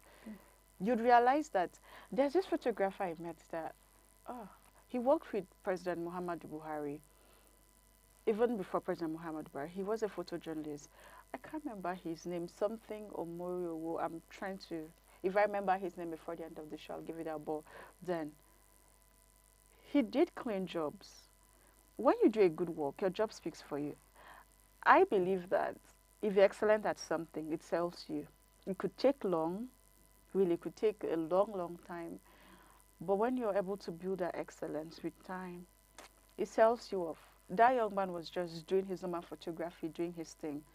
But he was very precise. There is the kind of precision that comes with pictures. Sometimes, even as basic as wedding photograph, there are pictures I look at and I'm like, nah, this doesn't catch me. Because for some people, they think that good pictures are just about editing.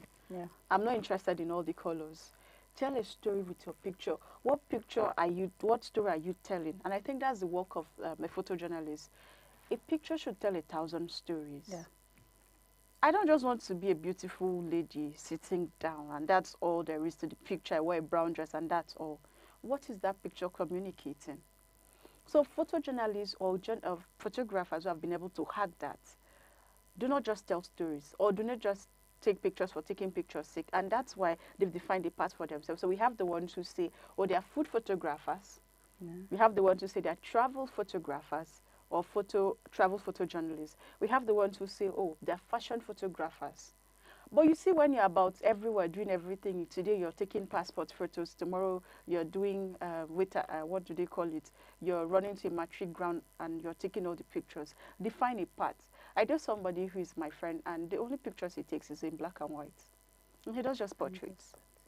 You would find your niche, build on it. So before you're asking for the recognition, what have you even defined for yourself? If you've not been able to define that, how do you expect us to find you? So while you're saying, let them give us, I can get it, but I won't recognize if you have nothing to offer. Of course. So beautiful that you're doing all the work, kudos to you, but have something to offer beyond all the colors. I think the world has even gone beyond just editing. What stories are you telling? I know somebody who takes pictures of just children and that's the focus. So every time if I have a child, I know that that's what I'm going to. If I'm doing my pregnancy shoot, I know that's what I'm going to. But if a photographer that does everything, today you're taking passport, tomorrow you're snapping the laptop, tomorrow, the next day you're snapping trees, forget it. People will try to find you because you've not defined a niche. So I think it comes from pick your niche, stay on it, build on it, and you get that recognition. That's why. One of the questions I wanted to ask you when I was reading this particular information is that 2 questions. One, is there any proper course in governmental schools, educational sectors that has to do with photography? Like photography standing as a course. And if there's not, do you think, because now they're asking for, you just spoke about niche and everything, for a photographer, because most of these photographers that come out, let's talk about it, they are not really properly educated first. Most of them just Those say, are the ones that don't want to. Deborah, pictures. let me come in here because when I was in university, we did a course called photography. Yeah. I had an A then, twice, because for my lecture, it wasn't just about taking pictures. What stories were you telling? And at a point, I thought I wanted to be a photojournalist because I was very interested in not just taking angles, in telling stories with the pictures I took. So yes, there are courses that allows that. I mean, you can go to school and study photojournalism up until your master's level or your PhD. You can do that. But that is when you find. But the thing about photography is more than just a theory. Photography is more practical than theory. And so whether it's not about sitting in class. So when you say, are there courses now? Is anything available for me? You've not done research on that course to know what programs are available for you to take advantage of. That's the truth. So photography is it's even the easiest job to have money, truly, to get money with, because people tell stories every day as they live their lives. You can start documenting. You can start doing mini documentaries on your phone. But I mean, all these ideas, I'm just sharing them for free. But let's call it a wrap and give you the headlines recap. We brought you news that Lagos is set to create fund for innovation and research. We also see that Anambra sacks vigilante officers over assault on COP members. You heard that big tech blocks 13.5 million accounts in Nigeria over online safety rules. And last but not the least, the Nigerian photographers urge government's recognition on World Photography Day. We go on a short break. When we return, it'll be time for the discussion segment. Don't go anywhere. Stay with us.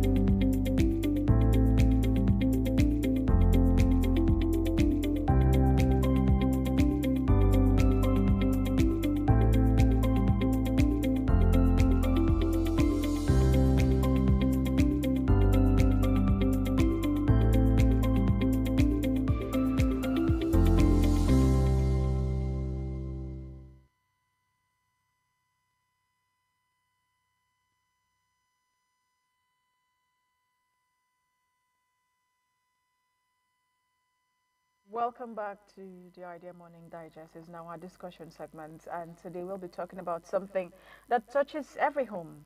If you have a shop, this happens to you, or you've experienced it.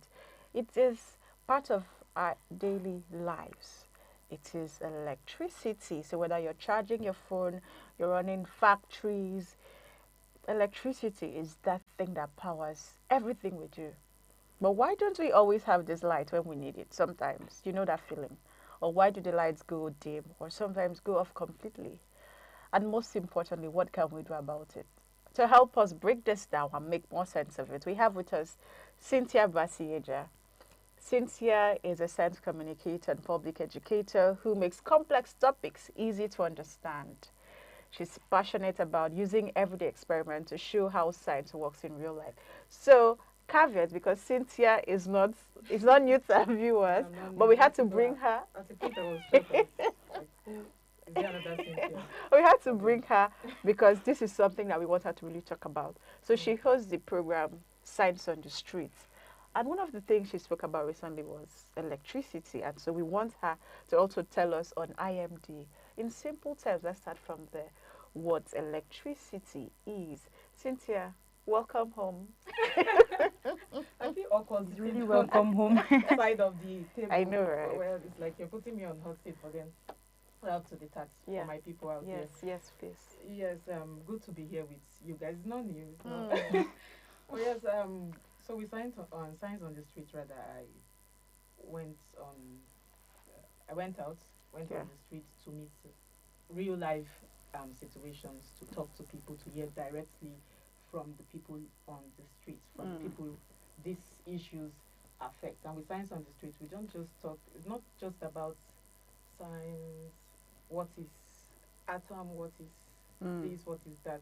But we want to hear from people if they understand science, if they understand that science is in their everyday life, because a lot of people do not understand that science is in their everyday life. And with that, we aim to get solutions, real-time solutions, real-life solutions from real people, not just solutions from, because people have taken science to be some genius ideas in theory, but we want to bring the practicality of science. We want to bring it to the people on the street, that everything you touch, everything you see, your existence is science. And yes, electricity, you asked the question, so I won't get lost with that. So electricity, in simple terms, is the flow of electrons. So electrons are these small, very small particles that we cannot see with our naked eyes. They flow. Let's take, for example, I like to simplify things. Let's take, for example, water. The way water flows through a pipe, that's how electricity is. Just the flow of electrons. So electrons are those small particles we can't see with our naked eyes, and they go through these lines. Okay. Yes, a protected lines, those wires. It makes more sense because we are seeing it practically on the screen. When you open a wire, yeah, you see some lines, you see those golden strings and all of those things. Okay. So that's like the protector, and then the electrons are there, you can't see them. Yeah. That's why it's called energy. So it's something energy. You can't see, yes. Okay. I mean, when I hear energy, I feel like it's a vibe. If I vibe with it, that's energy. It can be a vibe. Yes, but now we're seeing electricity as a form of power. So we have energy here. You know, sometimes when I even touch, when it's cold, that's I think, yes, your body electrocutes. So it's energy. There's science in us. There's science in everything. In everything, yes. And we're sitting right under science. This whole studio is powered by science. Exactly. Okay, so I noted that you said it's a flow of, like you said, energy. So why is it that sometimes we see this light and sometimes we do not? Or will I say see this energy and sometimes we do not Very feel important, this energy? because yesterday I was going to use the light and it took the light. Okay, so I'll be particular with this question. I'll be particular about Nigeria because that's where I'm familiar with and where it most happens. I think the problem here, the problem here is generation and distribution. Okay. So when this when energy is generated, you get enough power supplied. You see your bulbs come on, your fans can work, you can power your phone, your television can come on, but when we do not get enough of this power generated and distributed, then energy in transmission gets halted. And like I said, I want to do a reality check with Nigeria. Nigeria now generates like up to 4,500 megawatts currently for over 2 million people, and that's below par. It's below par compared to like South Africa that has 1/3 of our population, and they are generating like 40,000 megawatts. So I think what we should look at here is that how this is generated and how it is distributed. We have to go back and see, are these things outdated? Because as at when this megawatts was initiated or created, we had like a smaller population compared to now. But as we grow, we need to upgrade with it. So yes.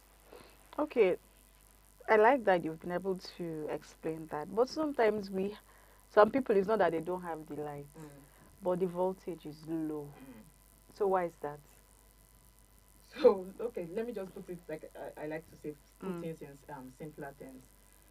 When you get low voltage, it's you, for example, let's say you do not have enough power supplied to your home.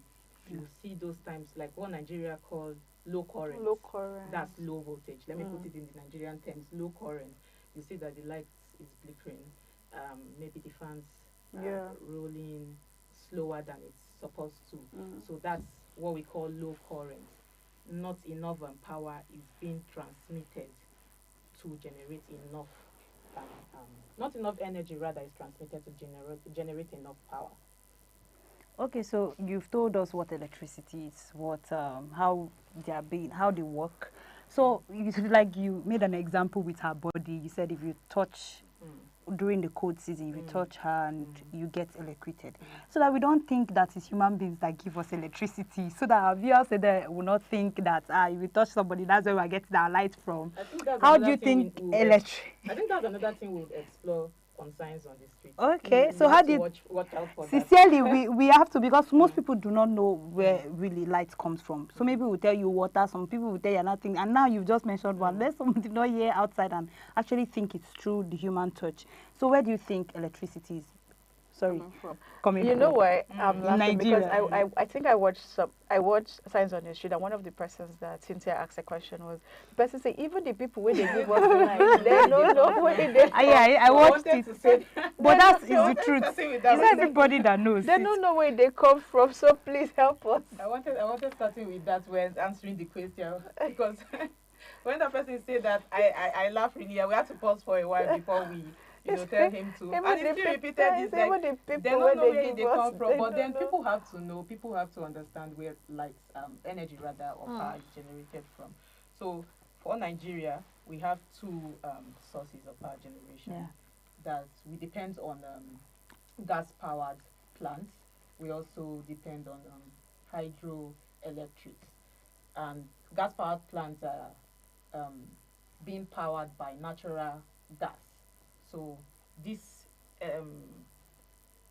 system, there's this system that is built, so it burns down natural gas like fire.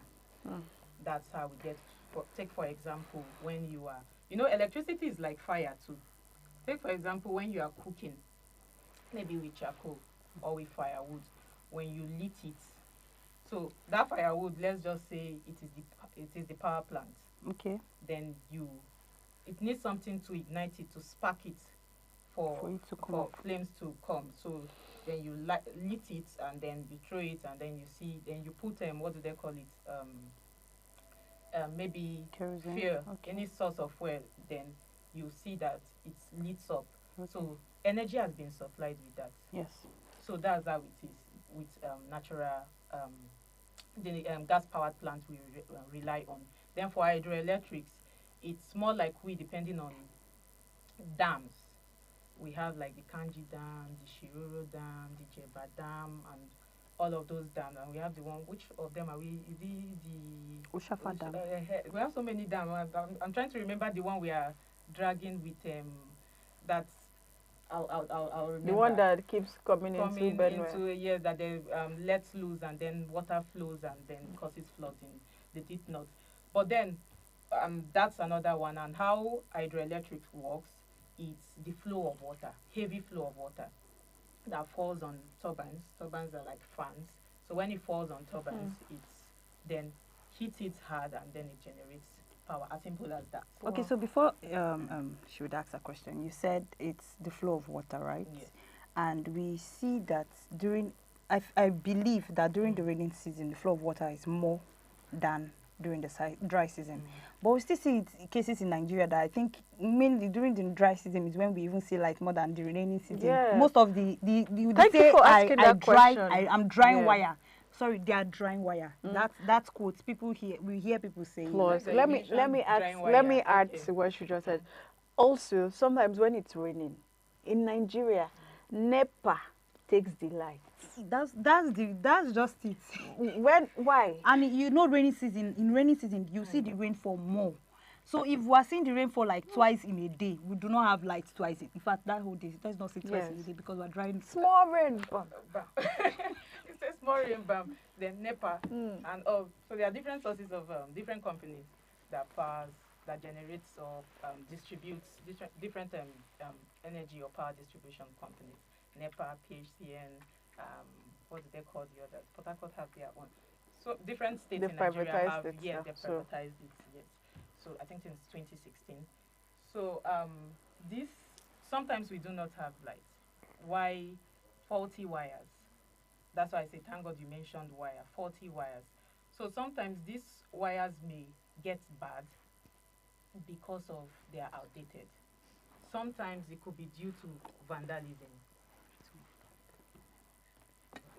One thing I tell Nigerians is that most of our problems comes from us. We are the generators of our own problems. When some of these things are provided, you will see that people will go and start stealing those things. People will cut away with those things. How do you now expect others to enjoy from these things you have cutted away with, or in the name of you want to go and make money? So there are faulty wires. It could be because of people are stealing them. It could be as a result of these things are outdated. Or it could be that there's generation failure, no fuel. Because some of these generators use this fuel, just like I've told you about the, what do they call it? The gas-powered source we rely on. That relies on natural gases. So if there is no enough fuel is anything that can power something. Yes, because why do they allow the fuel to get finished when it's rainy season? Why? Why not during dry season? That's a question I cannot answer completely, but these are some of the reasons why. It can even be weather conditions too.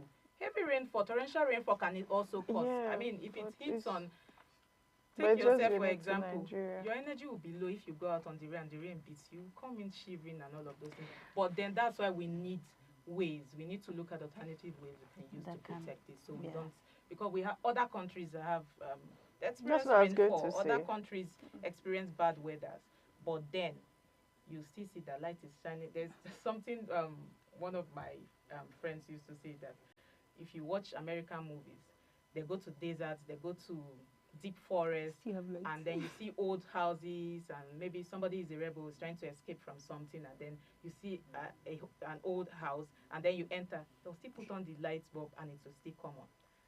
And people are wondering, how does that happen? That's because of there's reliable and stable source of power. When will we get to that point in Nigeria? We'll get to that point. That's so much hope. The answer is within us. It's around us. But let's just look at the common causes of blackouts in Nigeria. Why do we often have blackouts? I think we've rested for maybe 1 or 2 months, but before now, from time to time you hear, oh, the national grid has collapsed. National grid has collapsed. Why do we keep having blackouts in Nigeria? Is it an infrastructural problem? What could really... You have started answering... please take over. The question. One, the national grid collapses. Yes. When there is not no enough power supplied to those plants, like I said earlier on, generation failures, vandalism, when people steal these things that are being provided.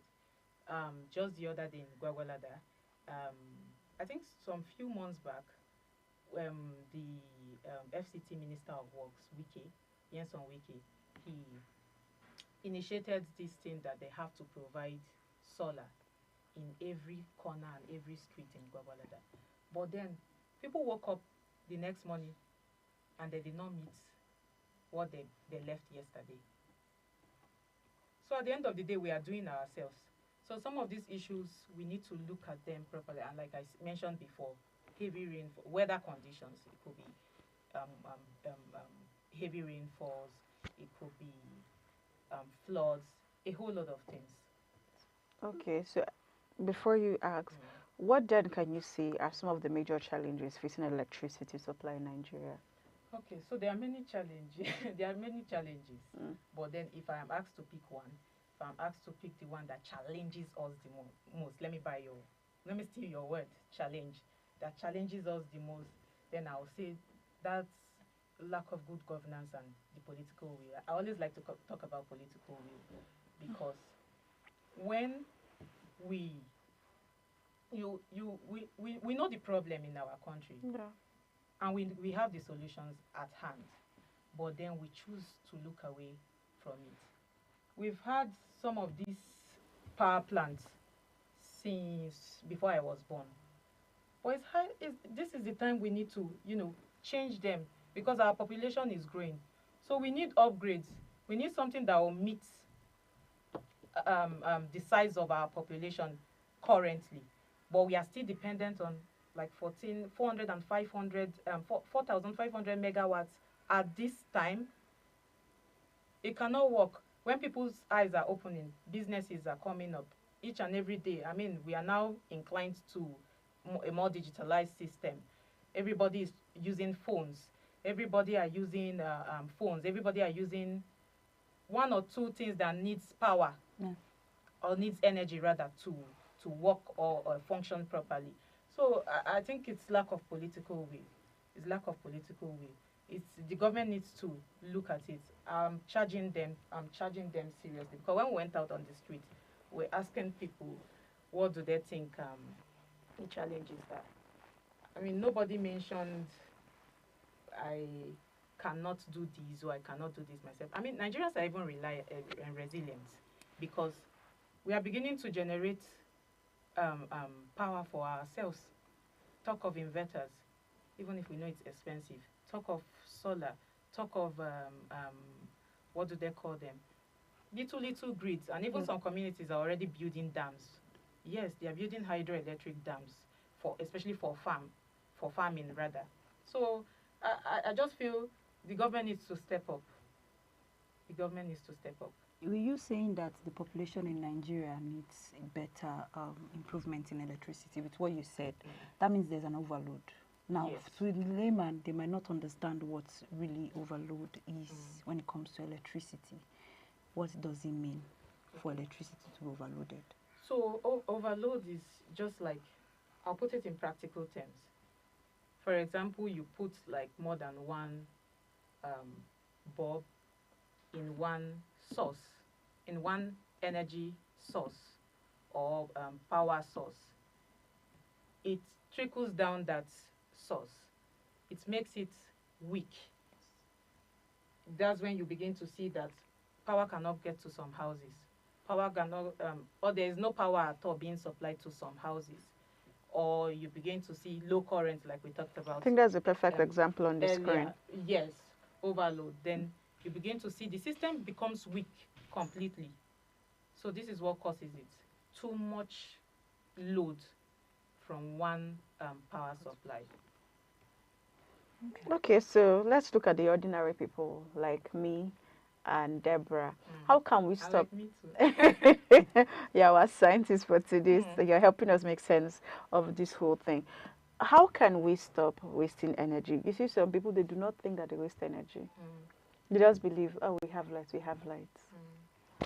How can we ordinary people, first of all, protect ourselves from waste of electricity and reduce the problems that comes with electricity? Sometimes I'm scared of electricity, especially when I know what electrocution is and what it can do. So tell us, you're telling us two things: how we can avoid wastage of electricity and how we can do away with the problems that comes with electricity? Okay, so it's like two questions, but it's one question. Okay. Yes. First of all, Nigerians, as in Nigeria rather, let me say in Nigeria, let me not say Nigerians. In Nigeria, we are too dependent on appliances that sucks energy too much. We need to start shifting to appliances that will not, overweigh our power supply. Take for example, we need to start prioritizing LED lights instead of all this that very famous yellow bulb we used to use. That bulb, you see the way it shines, is so hot, and that's the way it drags energy from its source. So we need to start prioritizing appliances that can, that will not drag power. And then for how people can stay, what was your question again? How people can do away with the problem that comes. Do away with the problem. That stop, in Nigeria in particular, stop illegal connections. That's one major problem. Stop illegal connections, because some of these illegal you see every time NEPA, let me put it, NEPA, that's how we know the power distribution companies. Every time NEPA or the power distribution companies will go after people, and yes, they have their own downsides, they have their own faults, they have their own bureaucratic practices, but then some of the things we do hampers or disturbs the system there. That's why they have to keep pursuing you to stop illegal connections, because when you keep carrying out illegal connections, it disturbs other people, it disturbs the source, and then that's when, like, we go back to overload, we go back to lights trickling down, we go back to the low current, or how do they say it again, low voltage, in a more proper term, low voltage. So we need to stop illegal connections, especially in Nigeria. We have to stop it. And yes, the way we use electrical appliances also, put off the socket when it is not in use, because most times we have to put it in our consciousness. I like to preach about, let me use the word preach, I like to preach about consciousness. We have to have it in our consciousness. When you are leaving your house, put off the socket. When you are leaving your workplace, put off the socket. Put off your laptops. Do not leave it plugged in the socket.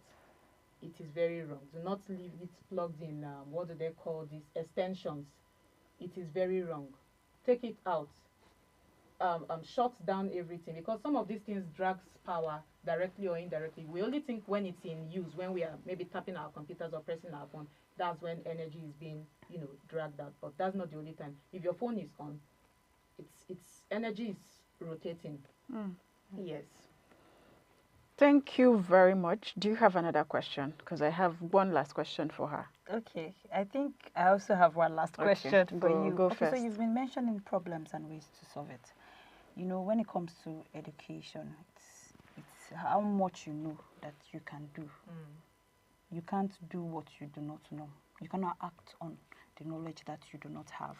How do you think we can educate not just the government? The government have their own rules to play, and like you brought it down to us as citizens, the illegal connection and all of that. People that are doing this illegal connection, it's not all of them that know that from you bringing one wire to tap into another, this thing can cause issue. The only is just the ones that have lights and all of that. How do you think we can get this information to those people beyond this? Because this is one way of actually getting the information. For those who will not see this now, how do we get this information to them? I'm an advocate of educate yourself. Yes, I'm an advocate of educate yourself. If you have a problem, it means you must find a solution. You will start looking for a way to solve that problem. So if you start looking for a way, let me take myself as an example. If I'm experiencing any challenges or any problem, I start looking for a solution. And when I look for solution, Google is your friend. You can go to Google. Idea TV is there. You can go to YouTube and you see Idea TV. Learn by yourself. Train yourself. Learn. Educate yourself. That's one thing we do not do in Nigeria. we do not practice in Nigeria often. We do not educate ourselves. Educate yourself, and after today, as you live here, you can talk to other people about it in the bus, or people you, maybe if you have a car, people you take. You Yeah, people that lift. I and give all lifts. of those things. You can educate. You Yeah, can people I educate give them. lifts So to. I think we need to train ourselves. We need to learn how to educate ourselves. Very important.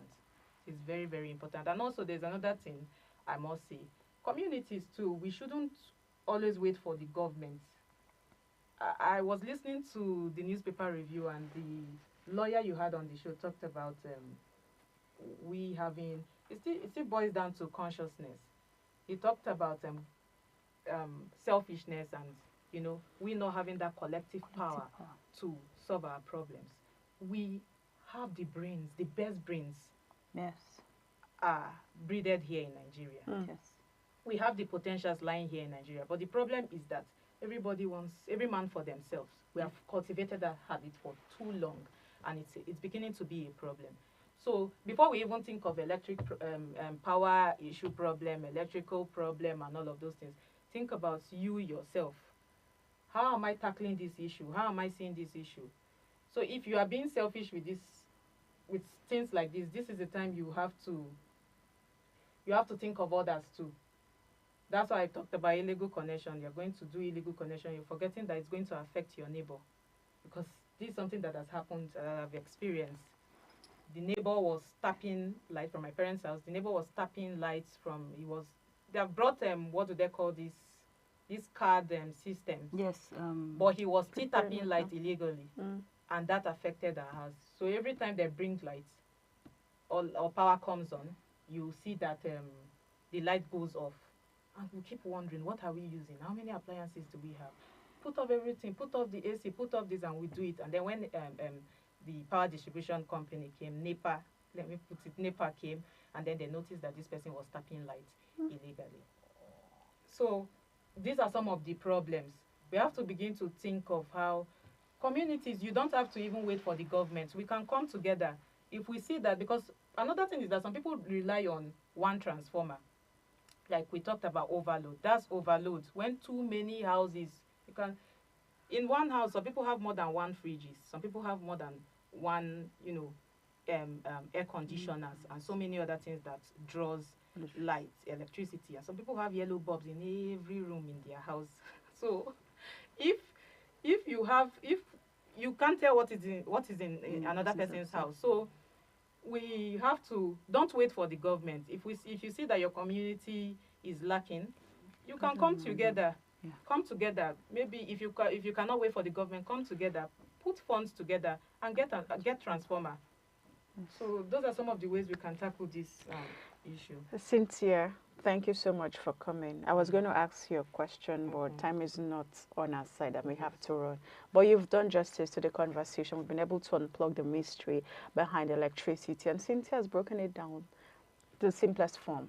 And so I'm very excited that you came as a guest to educate us. I'm sure we want to have you sitting on this side, this way, for other things. For my people out there. Thank you so much for coming. This is what we call it a wrap on the Idea Morning Digest. But let me ask you, if you had to recommend one thing to the government or to your community leader to ensure that security or electricity is better, what would you say? Let us know in the comments, share with us across our different social media platforms. Okay, but Cynthia is going to help us with one, just very quickly. Yes, I think we need to, the government needs to learn how to decentralize electrical Grid. supply. Decentralized electricity supply. Yes. All right. Each state, each communities should have their own source of power. Thank you. Should depend on their own source of power, and it's not hard. Let's take Lagos State, our waste, our renewables. We can use that to generate power. So that's another way. We have to decentralize. Let's put that in mind. Yes, and very good. So there's solar, there are different alternatives that we can rely on. There's inverter, so you do not just have to get one. So thank you so much, Cynthia. Let us start by decentralizing power. But you too, let us know, what do you think? What are you suggesting? Let us know in the comments. Until we come your way next time, stay tuned to Midday News. My name is Chinasa Oji, saying bye for now.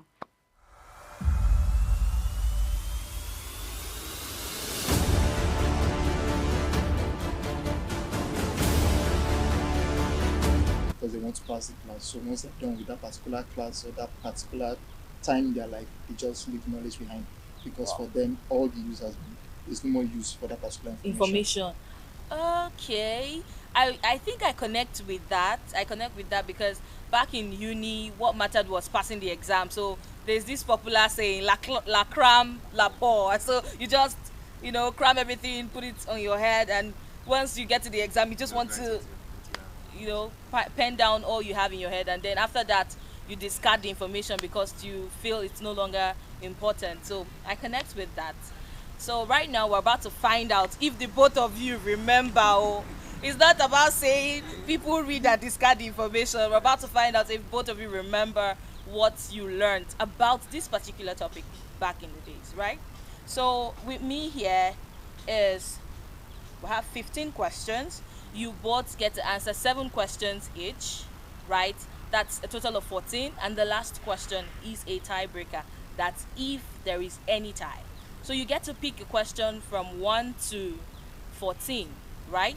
I read out the questions and their options, and you tell me what you feel or you know the answer is, right? Okay, let's get right into it. Who goes first? You can start. He can start. Oh, it's the boldness for me. He can start. Okay, so Mr. Benjamin, right? What number will you go with? Wow. Why did you choose number 1? You have to start from the top. Right from the top. Yes. Okay, let's see. Okay, number 1 says, what is the primary pigment in chloroplast that captures sunlight? Should I take that again? Okay. What is the primary pigment in chloroplast that captures sunlight? Okay. We have chlorophyll as option A. We have hemoglobin at option B and xanthophyll at option C. I'll go with chlorophyll. Chlorophyll. Why did you choose chlorophyll? Chlorophyll is, let me say, it's how will I say it? It's a green pigment in chloroplast. So that means you're sure that it's chlorophyll. I'm not that sure, but somewhere yes. in the whole photosynthesis equation, there's something called chlorophyll inside. Okay, chlorophyll is the correct answer. Okay, so over to you. Can go with number 2. I do not expect this flow. Like nobody wants to jump the gun. Okay, that's fine. Where number 2 says, where does photosynthesis take place in plants? I take that again. Where does photosynthesis take place in plants? Option A says roots, B says stem, C flowers, and D leaves. D. So you're going with option D. I'm going option D, leaves. Okay. Option D is the correct answer. Leaves. Okay, that's nice. I'm impressed. Okay, so over to you. No. There's something wrong somewhere. No. I refuse to. Please jump the gun now. Go for like maybe question 40. Do you think the first ones are the ones that are easy? I'll go question 10 then. Now you're talking. You're speaking my language. Okay. Now we're at question 10. Question 10 does not have options. So you were led to pick question 10. So we'll go with that. What is the main sugar produced by photosynthesis? The main sugar.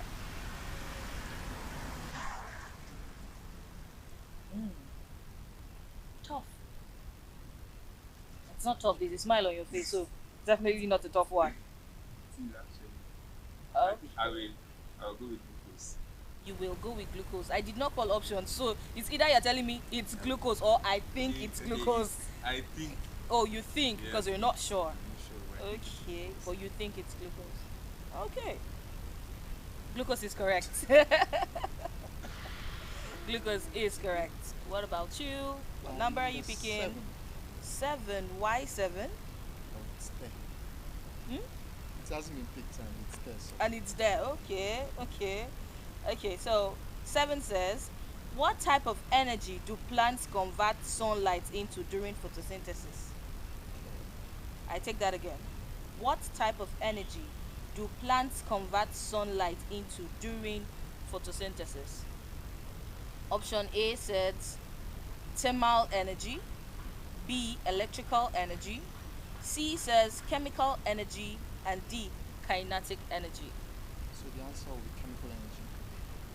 Will be or is? The answer is chemical energy. Okay, because will be is like, I'm guessing, I'm not sure, I'm in between balance. So you're going for option C, chemical energy. Yeah, that's right. And that's correct. Nobody wants to fail my quiz, oh. Well, we're still getting there. Yes. So over to you, sir. I'll go with question 5. Question 5. Okay. In which stage of photosynthesis is oxygen released? I take that again. In which stage of photosynthesis is oxygen released? Option A says Calvin cycle. B says light-dependent reactions. C says cellular respiration. D says photosystem.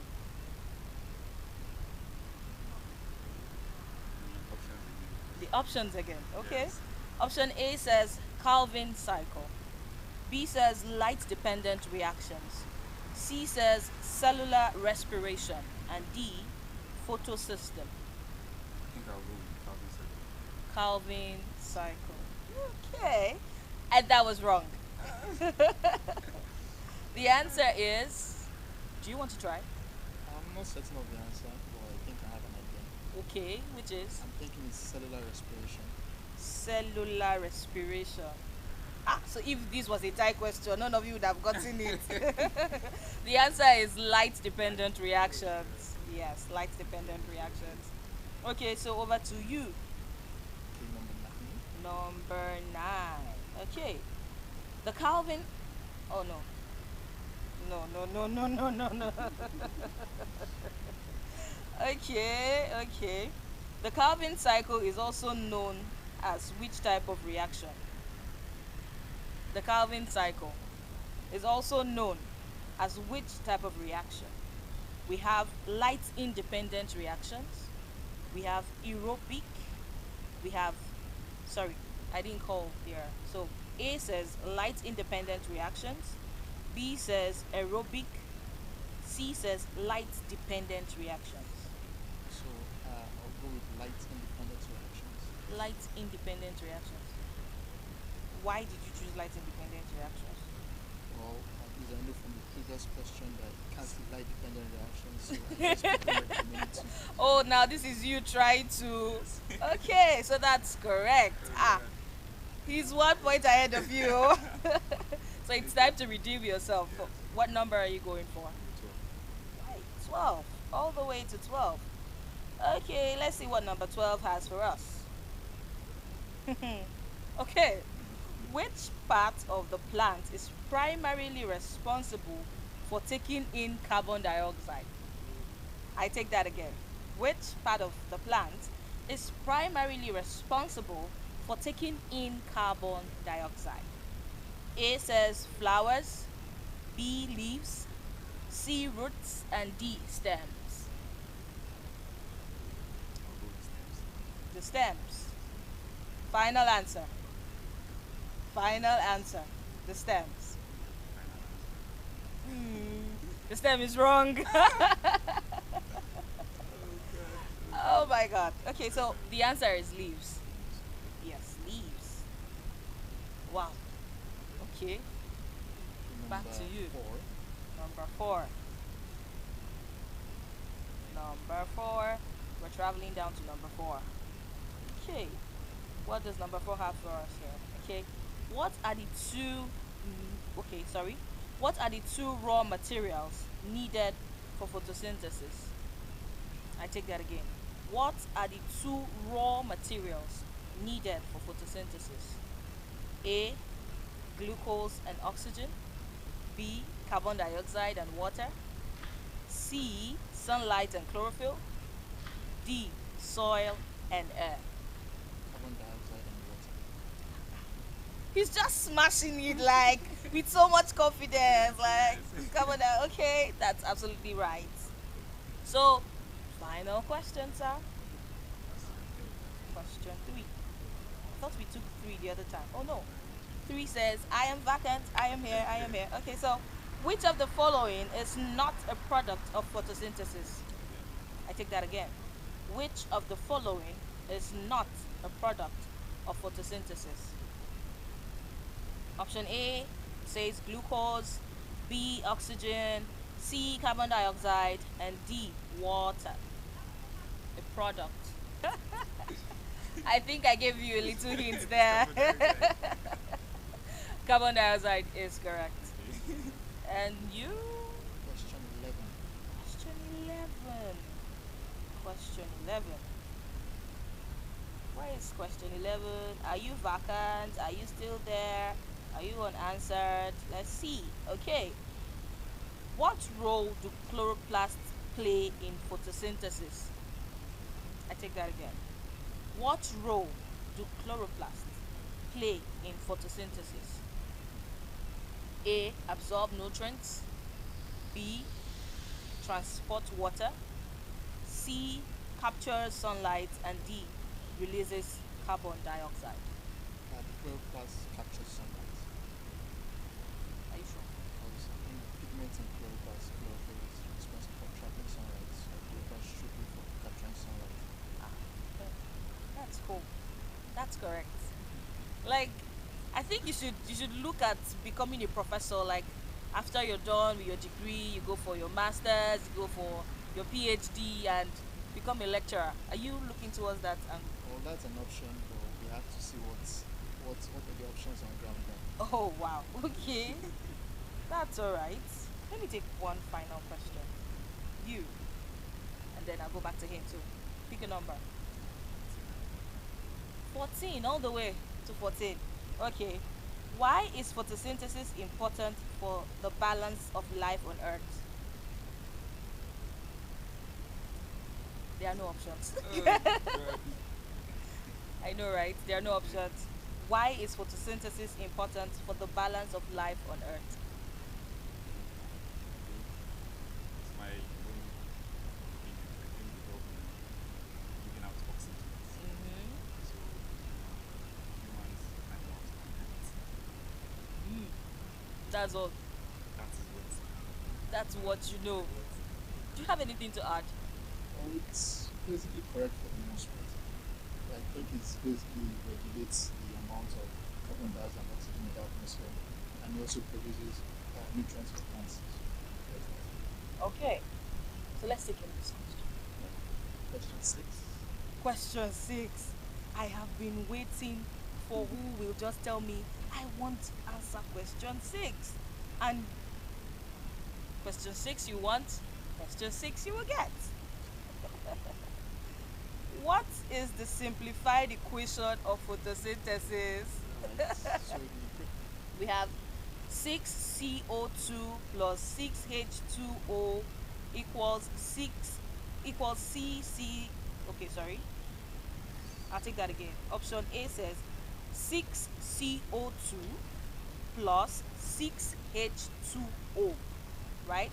Equals C6H12O6 plus 602, sorry. Now, option B says C6H12O6 plus O2 equals CO2 plus H2O, right? Then option C says, I'm taking it gradually so you can follow. Okay, so option C says CO2 plus H2O equals O2 plus C6H12O6, right? And then finally, we have option D, which says O2 plus glucose equals energy. So the answer should be option A, 6H2O plus 6CO2 to give C6H12O6 plus 6O2. Ah, God. I need to get this young man a trophy because the intention was to confuse you, but it played out that you actually know your game and you understand the whole thing around photosynthesis and the numbers here.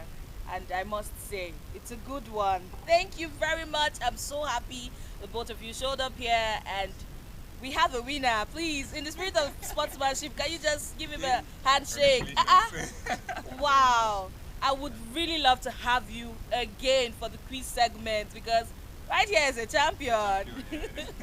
It shows that in as much as you believe that people read and discard the information once they're done with school activities, well, you still have your A game, right?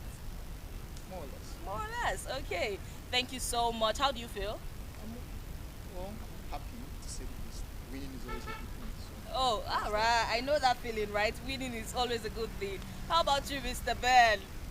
I'm happy, but it's not an easy thing to lose. But at least. Did you really lose? Because to me, I feel you both got value for your time, right? Yes. So, He helped you remember some of those equations and stuff about photosynthesis. Okay. it's a win-win. It's a win-win. That's what I want to hear. Thank you so much. And that brings us to the end of the quiz segment of Science on the Street. I am Okeme Chubiojo. Bye for now.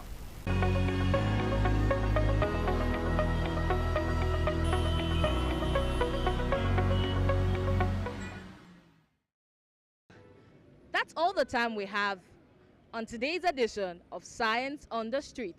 Hope you learned something new. I did. Join me next time for another interesting and educating edition.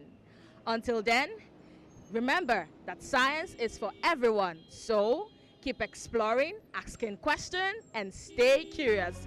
I am Okeme Chubiojo.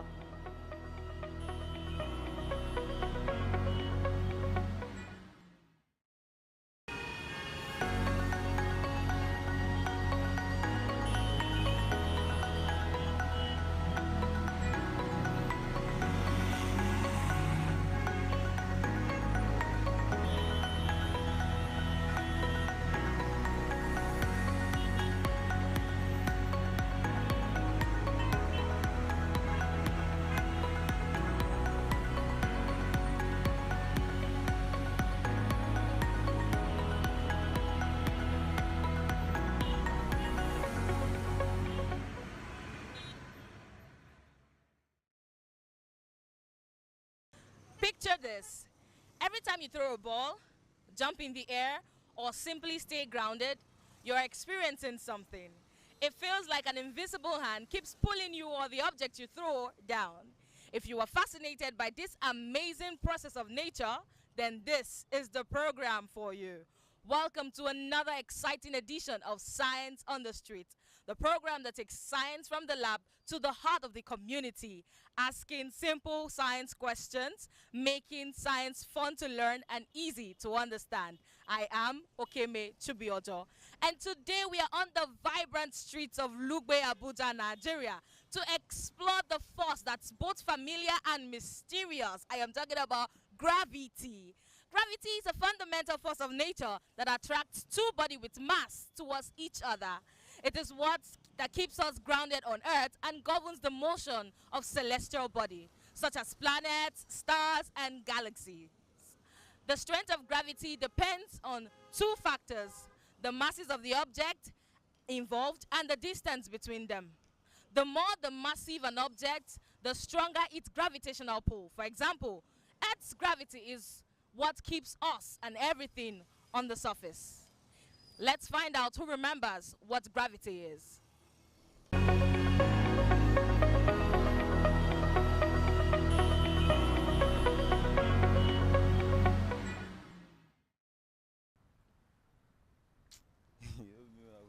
don't know this one.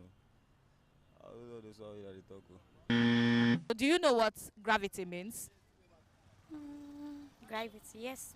Okay, let's hear it. Gravity is just like, I don't know how to explain this. Okay. It's a force. Okay, okay. It's a force on a particular things. Okay. Like, as I just say, the gravity, like, it's something that is a prover and it's the force of It is a proverb to me because I got to understand that gravity is a force. They say what's like example they say what goes around surely comes back around. I don't know. But you have heard of the law of gravity. Yes. Okay, what's the law of gravity? Seriously, I don't know. Pulling an object down from the maybe a falling object. Yeah.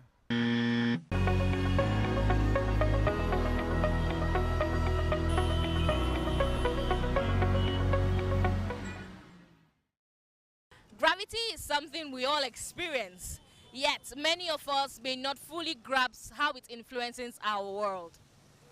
Think about it. Without gravity, we wouldn't have oceans, mountains, or even the atmosphere. Everything from our morning coffee to the moon orbiting Earth is tied to the fundamental force of gravity. And I refuse to believe that nobody knows what gravity is. Let's hit the streets and try again.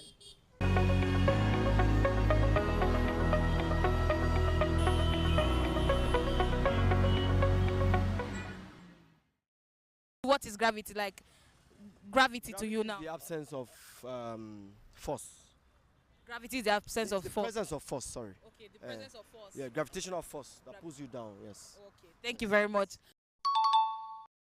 It's a force that brings down everything that is being thrown up to the floor. Yeah.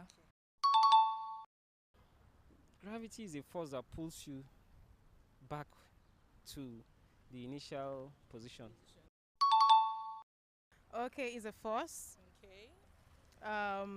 And it's most intense at the center of the earth.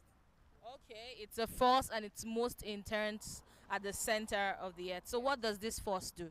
It pulls everything down. Okay, it pulls everything down. To itself rather. It pulls things towards itself. So since it's down in the earth crust in the middle, so we feel it's pulling us down because it's actually, yes.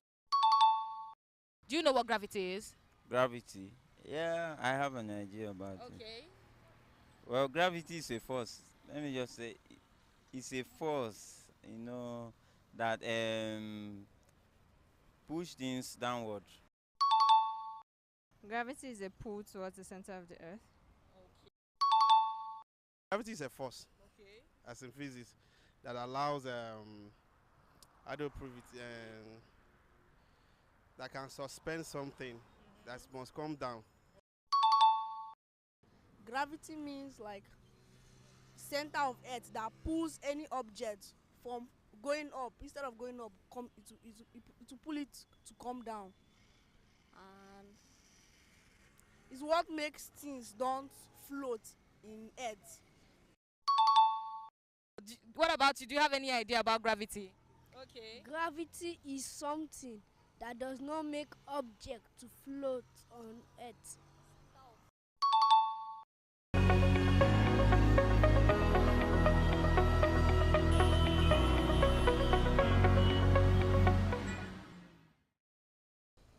It is wonderful to see so many people connecting with the concept of gravity.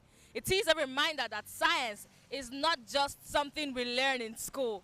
It's part of our everyday lives, shaping our experiences and the world around us. All right, up next for a more elaborate session is the quiz segment of Science on the Streets. Stay tuned.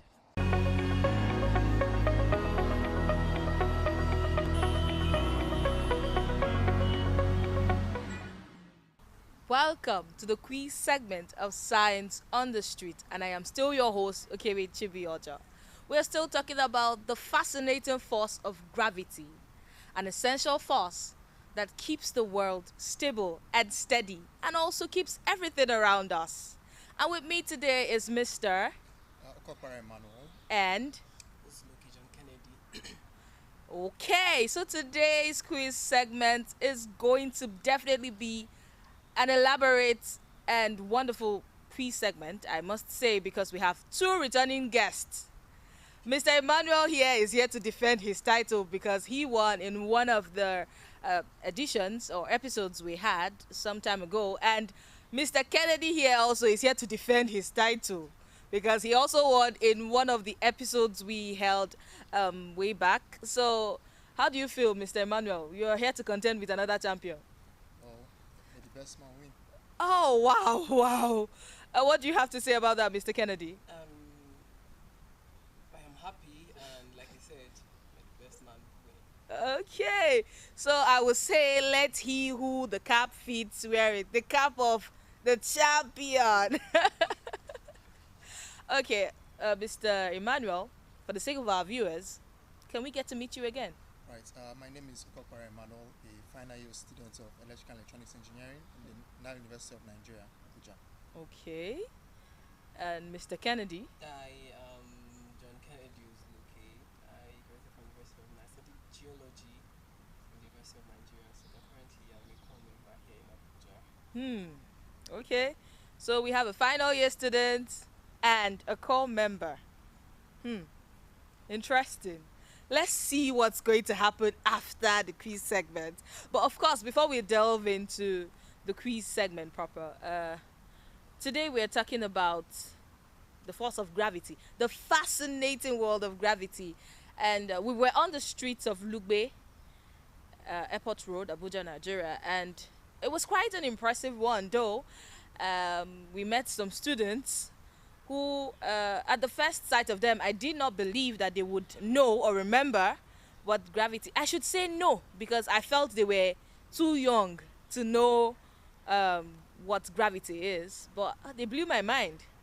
I think they are siblings. I wouldn't know, but I think they are siblings. I would like to think they are siblings. Okay, and they really did well, and I was impressed, right? While we met another person who believes that the law of gravity says, or gravity is what goes around comes around, and I'm like, okay, I'll leave that to my guest on the quiz segment to do justice to that. So, Mr. Kennedy, was that in your textbook? What goes around comes around is part of gravity. Not exactly. I don't know the textbook where he got it from, but I think the person had the idea. What goes around comes around. Okay. I feel like wanted to say what goes up comes down. Exactly. Are you? I'm just trying. It was the confidence the person used to say what goes around comes around for me. Well, what goes up comes down. And what goes around surely comes around. So to you now is the same thing. It is not to I just want you to pick a side. Okay, no, it is wrong to say what goes around comes around when you are describing gravity. Okay. That's my stand. I just try to, try to make sense of what the person said. Try to be lenient. Okay. And assume the person wanted to say. Idea, but just communicated it wrongly. Okay. Well, that could work. What about you, Mr. Emmanuel? Gravity, or as you call it, the force of gravity. In fact, even calling it a force is actually disputed in physics, because by definition, Newton is the one that actually called gravity a force. He described it as the force of attraction between any two bodies. So what really means, like when something goes up and comes down, is just the force of attraction between the object and the planet. Okay. So Einstein, on the other hand, described gravity as the curvature of space-time. So to explain it better, so imagine you have a rubber sheet. Okay. And on one part is flat, and on that part is a body on it that's pressing on it. So on the part that is flat, if you, for example, roll a marble, it's going to go straight on it. But the part where, let's say you have a bowling ball pressing on it, if you have a marble on it, it's going to keep on rotating towards the center, downwards. So he explained in context, like, so now stars, the planets, they're like the big bodies pressing on space, causing gravity, and whereas in free space, that's why sometimes you might tend to say that there's no gravity in space. So his definition explained gravity in that context as not as a force, but rather as a reaction to bodies actually impacting the fabric of space and time. Okay. So it means it's not what goes around comes around.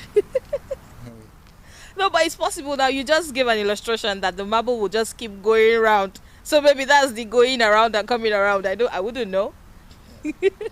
Okay. So like I would always ask, of course, like I said, for this particular topic, I was impressed by some students and their response was absolutely correct. But like I would always ask on the quiz segment, for those students that cannot remember some of these topics, something as common as maybe matter, gravity, things like this, because science evolves, right, on a daily basis. But what's important is the fact that we live science every day. Science is around us and we cannot dispute the fact. So some of these simple concepts, that are so common and we see them around us, there are things I feel we shouldn't forget, and most especially the younger ones that are just fresh out of school, or they're still in school and they don't remember these things. And I'm like, what is the problem? How do we help these people? Because at every point, it is my wish that our teenagers, our students, can be at par with their contemporaries in other parts of the world. So what is happening? What have we not gotten right, Mr. Emmanuel? Well, I tend to say, like, sometimes studying, people learn in different ways. Okay. And I feel it's easier for someone to learn something if they can relate it to something else, something they can see, like, on a daily basis. Like for gravity, for example, now, if you just explain it in terms of the books and everything, people might just want to get the knowledge, write the exams and go. But if you can relate it to someone, like, okay, if you, every day, why don't, when you jump, you don't continue going upwards, why you must come down? So something as simple as that. So even if the person can't really explain it technically, they can still understand the concept because they can relate to it. So sometimes it's just, instead of trying to, let's say, getting knowledge for the sake of writing exams, it's more of related to day-to-day activities or basically events in your daily life. So that's why I feel. Okay. Mr. Kennedy, what do you have to say about that? So what I have to say, I think he has said a bulk of it all, but I also would love to think that there's something called individual differences. Okay. So yes, I'm happy you said a lot of the students impressed you, due to the fact that they understood what gravity was about. You might not really understand all the rudiments or the nitty-gritty of it, but at least they understood what you asked them. While some others may not remember, they might not understand it, and sometimes it goes beyond just the teaching. Sometimes people, I don't know how to put it, but it's a fact that we are not all going to be smart. Let me put it that way. I think that came out wrongly. Okay. But people are different. Some people will remember, some people will forget. Okay. And like you said, I feel like the more you relate it to what they do every day, maybe they may be able to now remember it. But I think at the end of the day, you might still relate it and they might still understand it. But then eventually back and they will still forget. So Over I don't time. really know what exactly is wrong. The fact that some understood means that teachers have thought. But the fact that others don't, it could be other things. It could be the fact that they don't have as much retentive memory as these ones that did. That's my opinion. Wow. Okay, so talking about retentive memory, you just took me back. I feel nostalgic hearing retentive memory because growing up, it was part of our morning prayers. Oh, this morning, Lord, as I'm stepping out, give me retentive memory. So hearing that right now just gave me a quick flashback. But I think, adding to what you just said, it's a different dimension altogether. There is something called brain power. Okay, how to test the IQ of a person to ascertain their level of assimilation, and I think that is lacking in our schools because everyone has different way of assimilating things. And I think, oh yeah, that's right. So if we have an institution where all teachers and instructors, lecturers are made to understand how the IQ of each student works, I think it would help them in relating or conveying the message to them. And parents, I think, also have a role to play. When you have kids, growing up, I don't know, but it's always in every family where there's one smart kid where your mom is not like, can't you be like your brother? Be like your brother. He knows everything. He's always coming first position in class. And you're like, maybe you're the second to the last person. You're not a grade A student, So I feel parents also have a role to play by knowing the IQ level of every child and their assimilation level, their assimilation strength, to know that, oh, if today I teach this child A is for apple, if I ask this child what is A for tomorrow, he'll just tell me A is for apple. But then I have child B that I have to tell him A is for apple today, I come back tomorrow, tell him A is for apple. I come next tomorrow, tell him A is for apple. And then the fourth day, when I ask him, A is for what? He just tells me, Mommy, A is for apple. Right? I think this will also work by people understanding how their level of assimilation works, or how they assimilate things. It would help us so that we'll know, oh, this child that went to school today, they taught this child gravity. He doesn't know it yet though, until he has a home teacher to school him further, tell him what gravity is today, tell him what gravity is tomorrow. By next tomorrow, you ask him what gravity is, he'll be able to. Adding to that also, okay, learning is also not a one size fits all, because there are some people, there are something called a kinesthetic learner. So some people learn better when there's an activity tied to it. So maybe they are moving, or they learn through visually. So yes, sometimes teachers might, if it's possible for teachers to find out, okay, which way does this particular student learn better, because some people have no problem learning the way we are normally taught in school. It's just orally, and you have been given a note to go and read by yourself. Yeah. Other people, they learn when there's an activity tied to it. So maybe for people like that, may prepare things like audiobooks. Okay. And so maybe when they are running on something, they could be listening to the lectures. Yeah. So even the one size fits all style of teaching also might not be doing some people favors, because not everybody learns the same way. Some people remember better if an activity was tied to it, or some people remember better if they can picture it. So if you can explain it visually, so once they see, they don't forget it. So some people, that's why you have some people, they are very bad with names, but they are very good with faces. Faces, yeah. So some people learn better when they can see it. Some people, they are okay if they can hear it. So sometimes even finding how people learn better and trying to help individually, it might actually make things easier for people going forward. Yeah, true. And like concrete.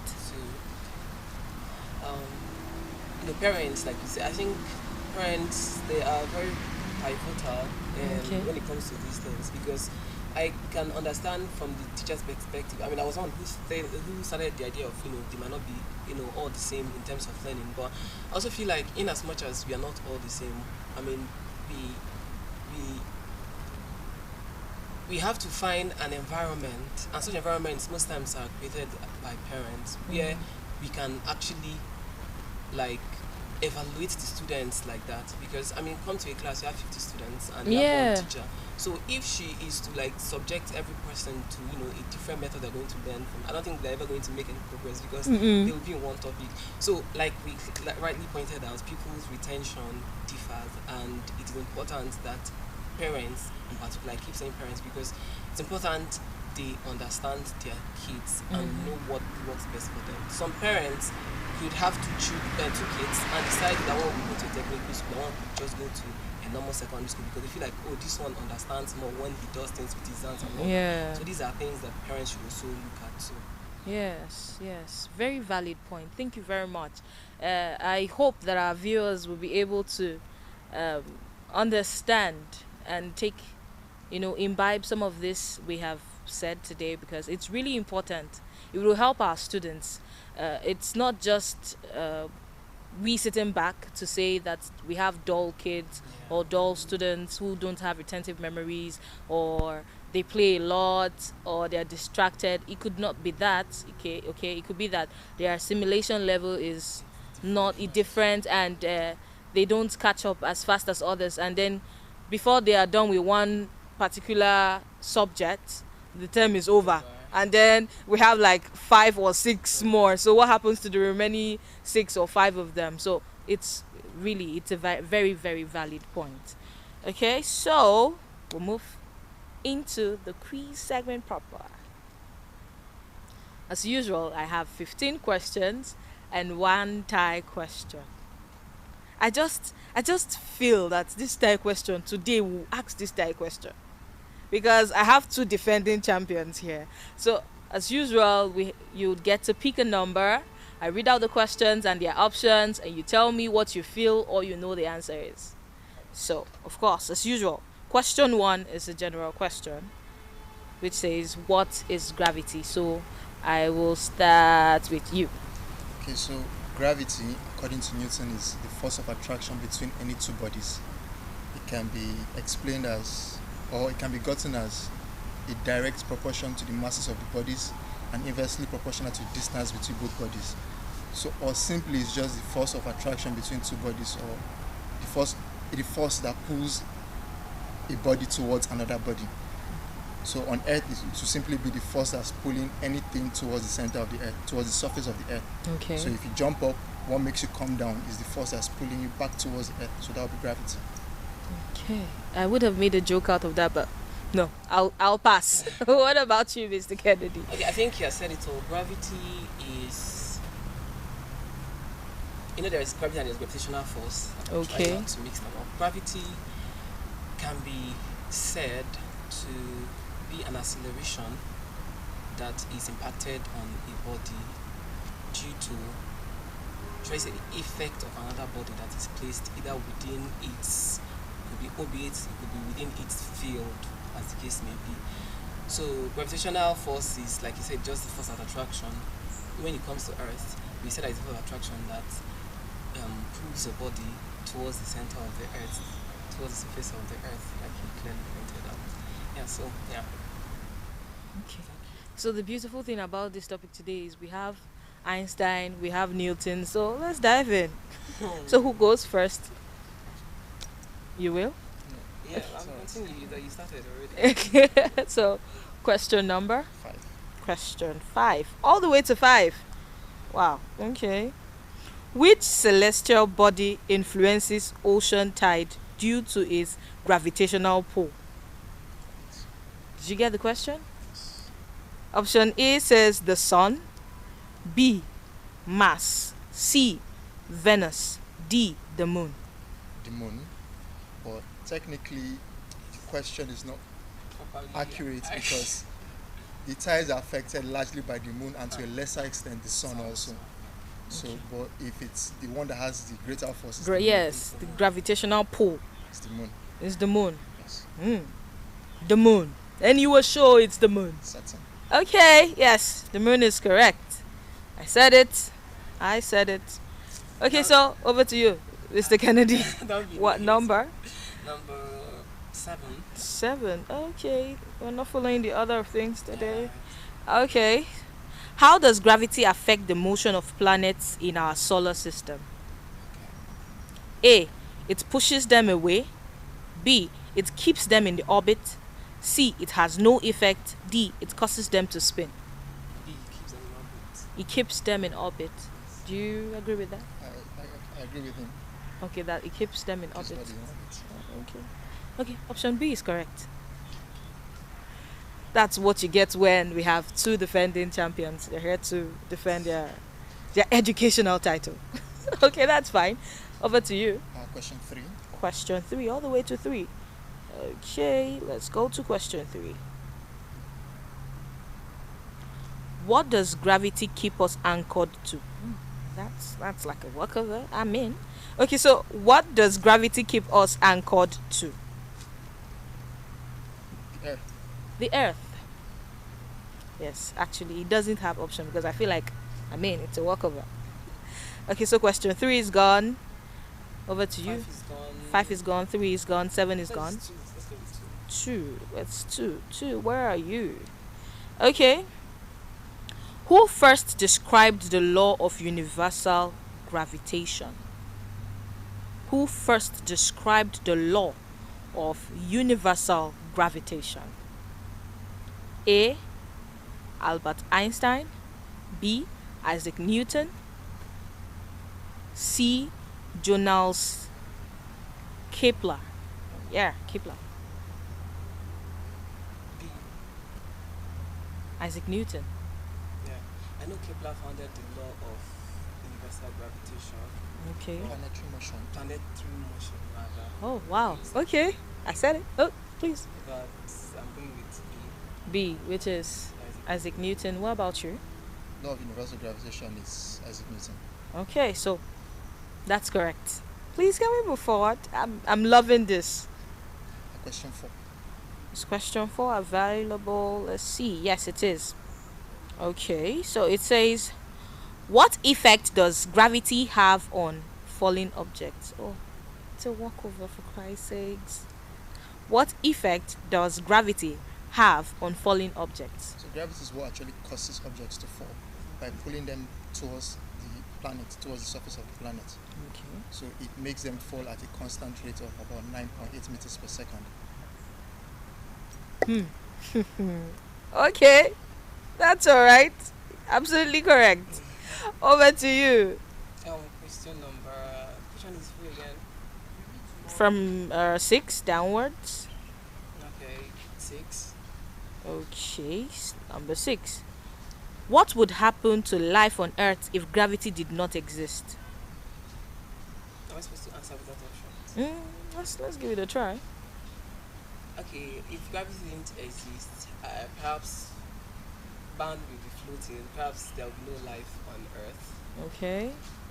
Because gravity influences almost everything around Earth. Like you keep this seat and it's sitting here, it's standing here, because of the effect of gravity on the seat. And I don't know. You can read the options. Maybe I would also. We'll be floating. We'll be floating, possibly. Although floating is not entirely due to the absence of gravity. Okay. Sometimes it could also be actually the entirety of gravity.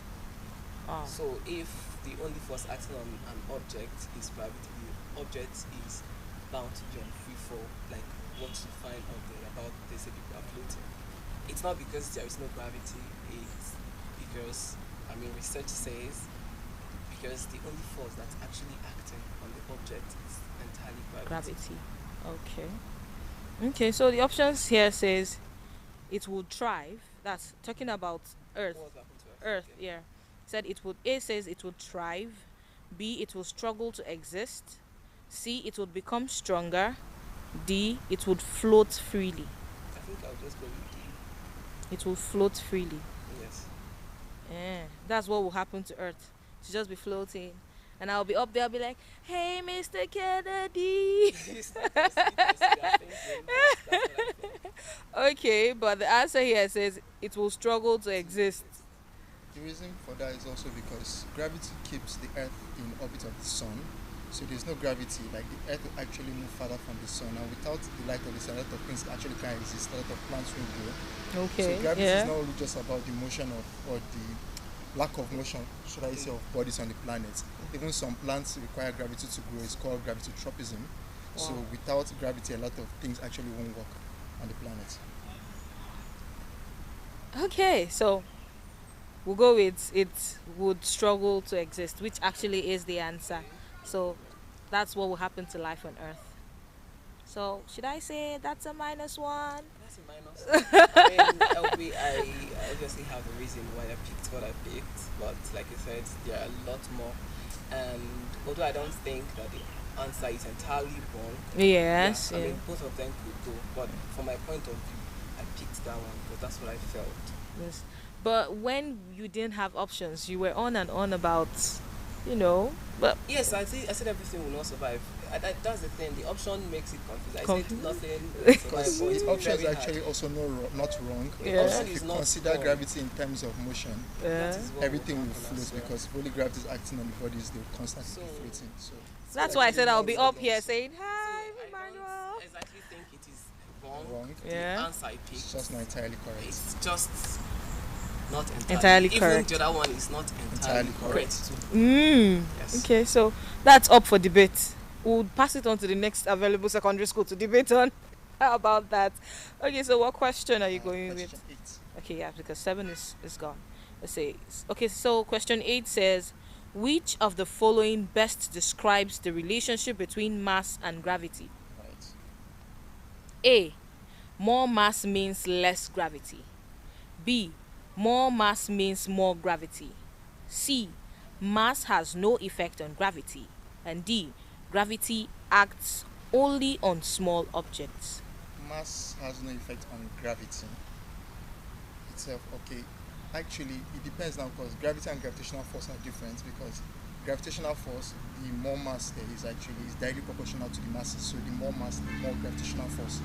But gravity on its own doesn't really act on mass because regardless of the amount of gravity present, the mass of the body doesn't change. So gravitational force actually, so the more there's the mass, like the higher the mass, the higher the gravitational force acting on it because of the 4 naturally occurring forces, gravity is the weakest. So it requires a body that is shall I say, heavy enough for gravity to act on it. Okay. So, in the context of the question, I would say the more mass, the more gravity on it. I would say that gravity does not have effect on mass. I mean, what he explained is absolutely correct. But the question wasn't asking about gravitational force. It was just about gravity. You say which of the following best describes the relationship between mass and gravity? Yes. The relationship between mass and gravity. There's no relationship between mass and gravity. Okay. But So there's a relationship between gravitational force and mass. And mass. Okay.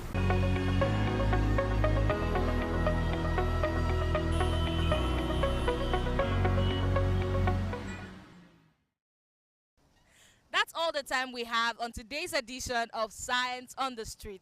Hope you've enjoyed our exploration of gravity and its profound impact on our lives. Remember, science is everywhere, and every question is a step forward to understanding more about the universe around us. Do well to follow us across all social media platforms to watch this episode and a lot more. The handles are being displayed on your screen. Until I come your way again, remember to keep exploring, asking questions, and stay curious. I am Okemeche Biojo. Bye for now.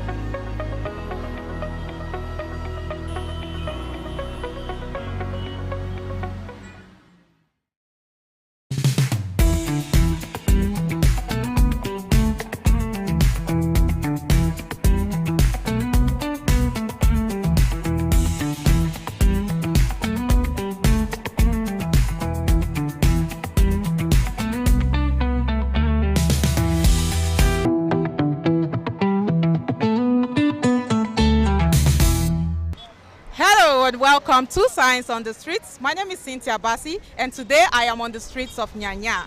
So for the longest, there has been debate about the authenticity of herbal medicines and orthodox medicines. We've heard that herbal medicines are alternative medicines, while so many other people think that orthodox medicines are better options. So, herbal medicines or orthodox medicines, which do you prefer?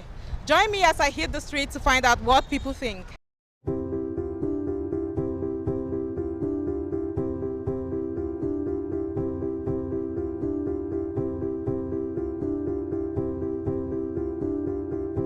Before we ask the public what they think about herbal versus orthodox medicine, let's take a closer look at how these two forms of treatment actually behave, starting with a simple science experiment. Today, we are asking, what happens inside your body when you take herbal medicine versus when you take orthodox medicine? And we will demonstrate this using something simple: water, medicine samples, and time. These two glasses represent the human body. Think of them as your bloodstream or your digestive system, where the medicine travels and gets absorbed. First up, we've got a standard orthodox medicine. This is a lab-tested tablet or capsule. It contains a precise amount of active ingredients with binding agents and coatings that control how quickly it breaks down and is absorbed into your system.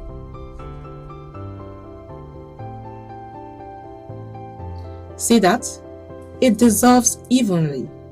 This is what scientists call a controlled release. It is engineered to work fast or slow, depending on what your body needs. The dose is exact. Too little and it won't work. Too much and it could be harmful. So, orthodox medicines are heavily regulated. Now, here is a herbal option. Crushed leaves from a medicinal plant. This could be neem, guava leaves, bitter leaf, or even roots like ginger or turmeric. These are often boiled, chewed, soaked, or ground into powders. Notice how this one behaves. It's natural, yes, but not very precise. Some parts dissolve, others don't. The active ingredients are there, but the dosage, that's the tricky part. Here's the science. When you take medicine, your body breaks it down in your liver and digestive tract. The medicine then travels through your bloodstream to where it's needed. Orthodox drugs are tested in labs to make sure they dissolve at the right rate, hit the right targets, and leave your body system safely. This is called pharmacokinetics, how the drug moves through your body. With herbal medicine, it's harder to predict. Some herbs contain powerful compounds, but the strength depends on how the plant was grown, harvested, stored, and prepared. That means you might get too little or too much, and sometimes plants carry harmful chemicals if not handled well. This test strip shows concentration. Notice how orthodox medicine distributes evenly, while the herbal mix is all over the place. That's the challenge with unrefined herbal remedies: inconsistency. Now, don't get me wrong. Many modern drugs actually come from plants. Aspirin was inspired by willow bark. Quinine, used to treat malaria, came from tree bark. But the key difference is research, testing, and measurements. So, what does this tell us? Not that herbal medicine is bad, but that how it is prepared and used matters. Just because it is natural doesn't mean it is always safe or effective. And just because it is synthetic doesn't mean it is dangerous. It's all about science, safety, and dosage. Alright, now that we've set the stage with some science, let's see what people on the street really think.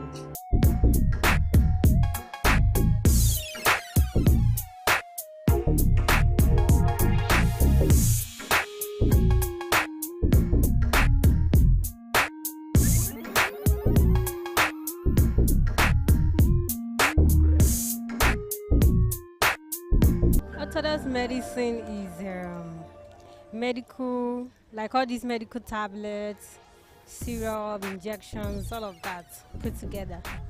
But herbal medicine are medicine from roots or from leaves of plants. Herbal medicine is just like simple combination of herbs like leaves, veggies, like that, for treatment.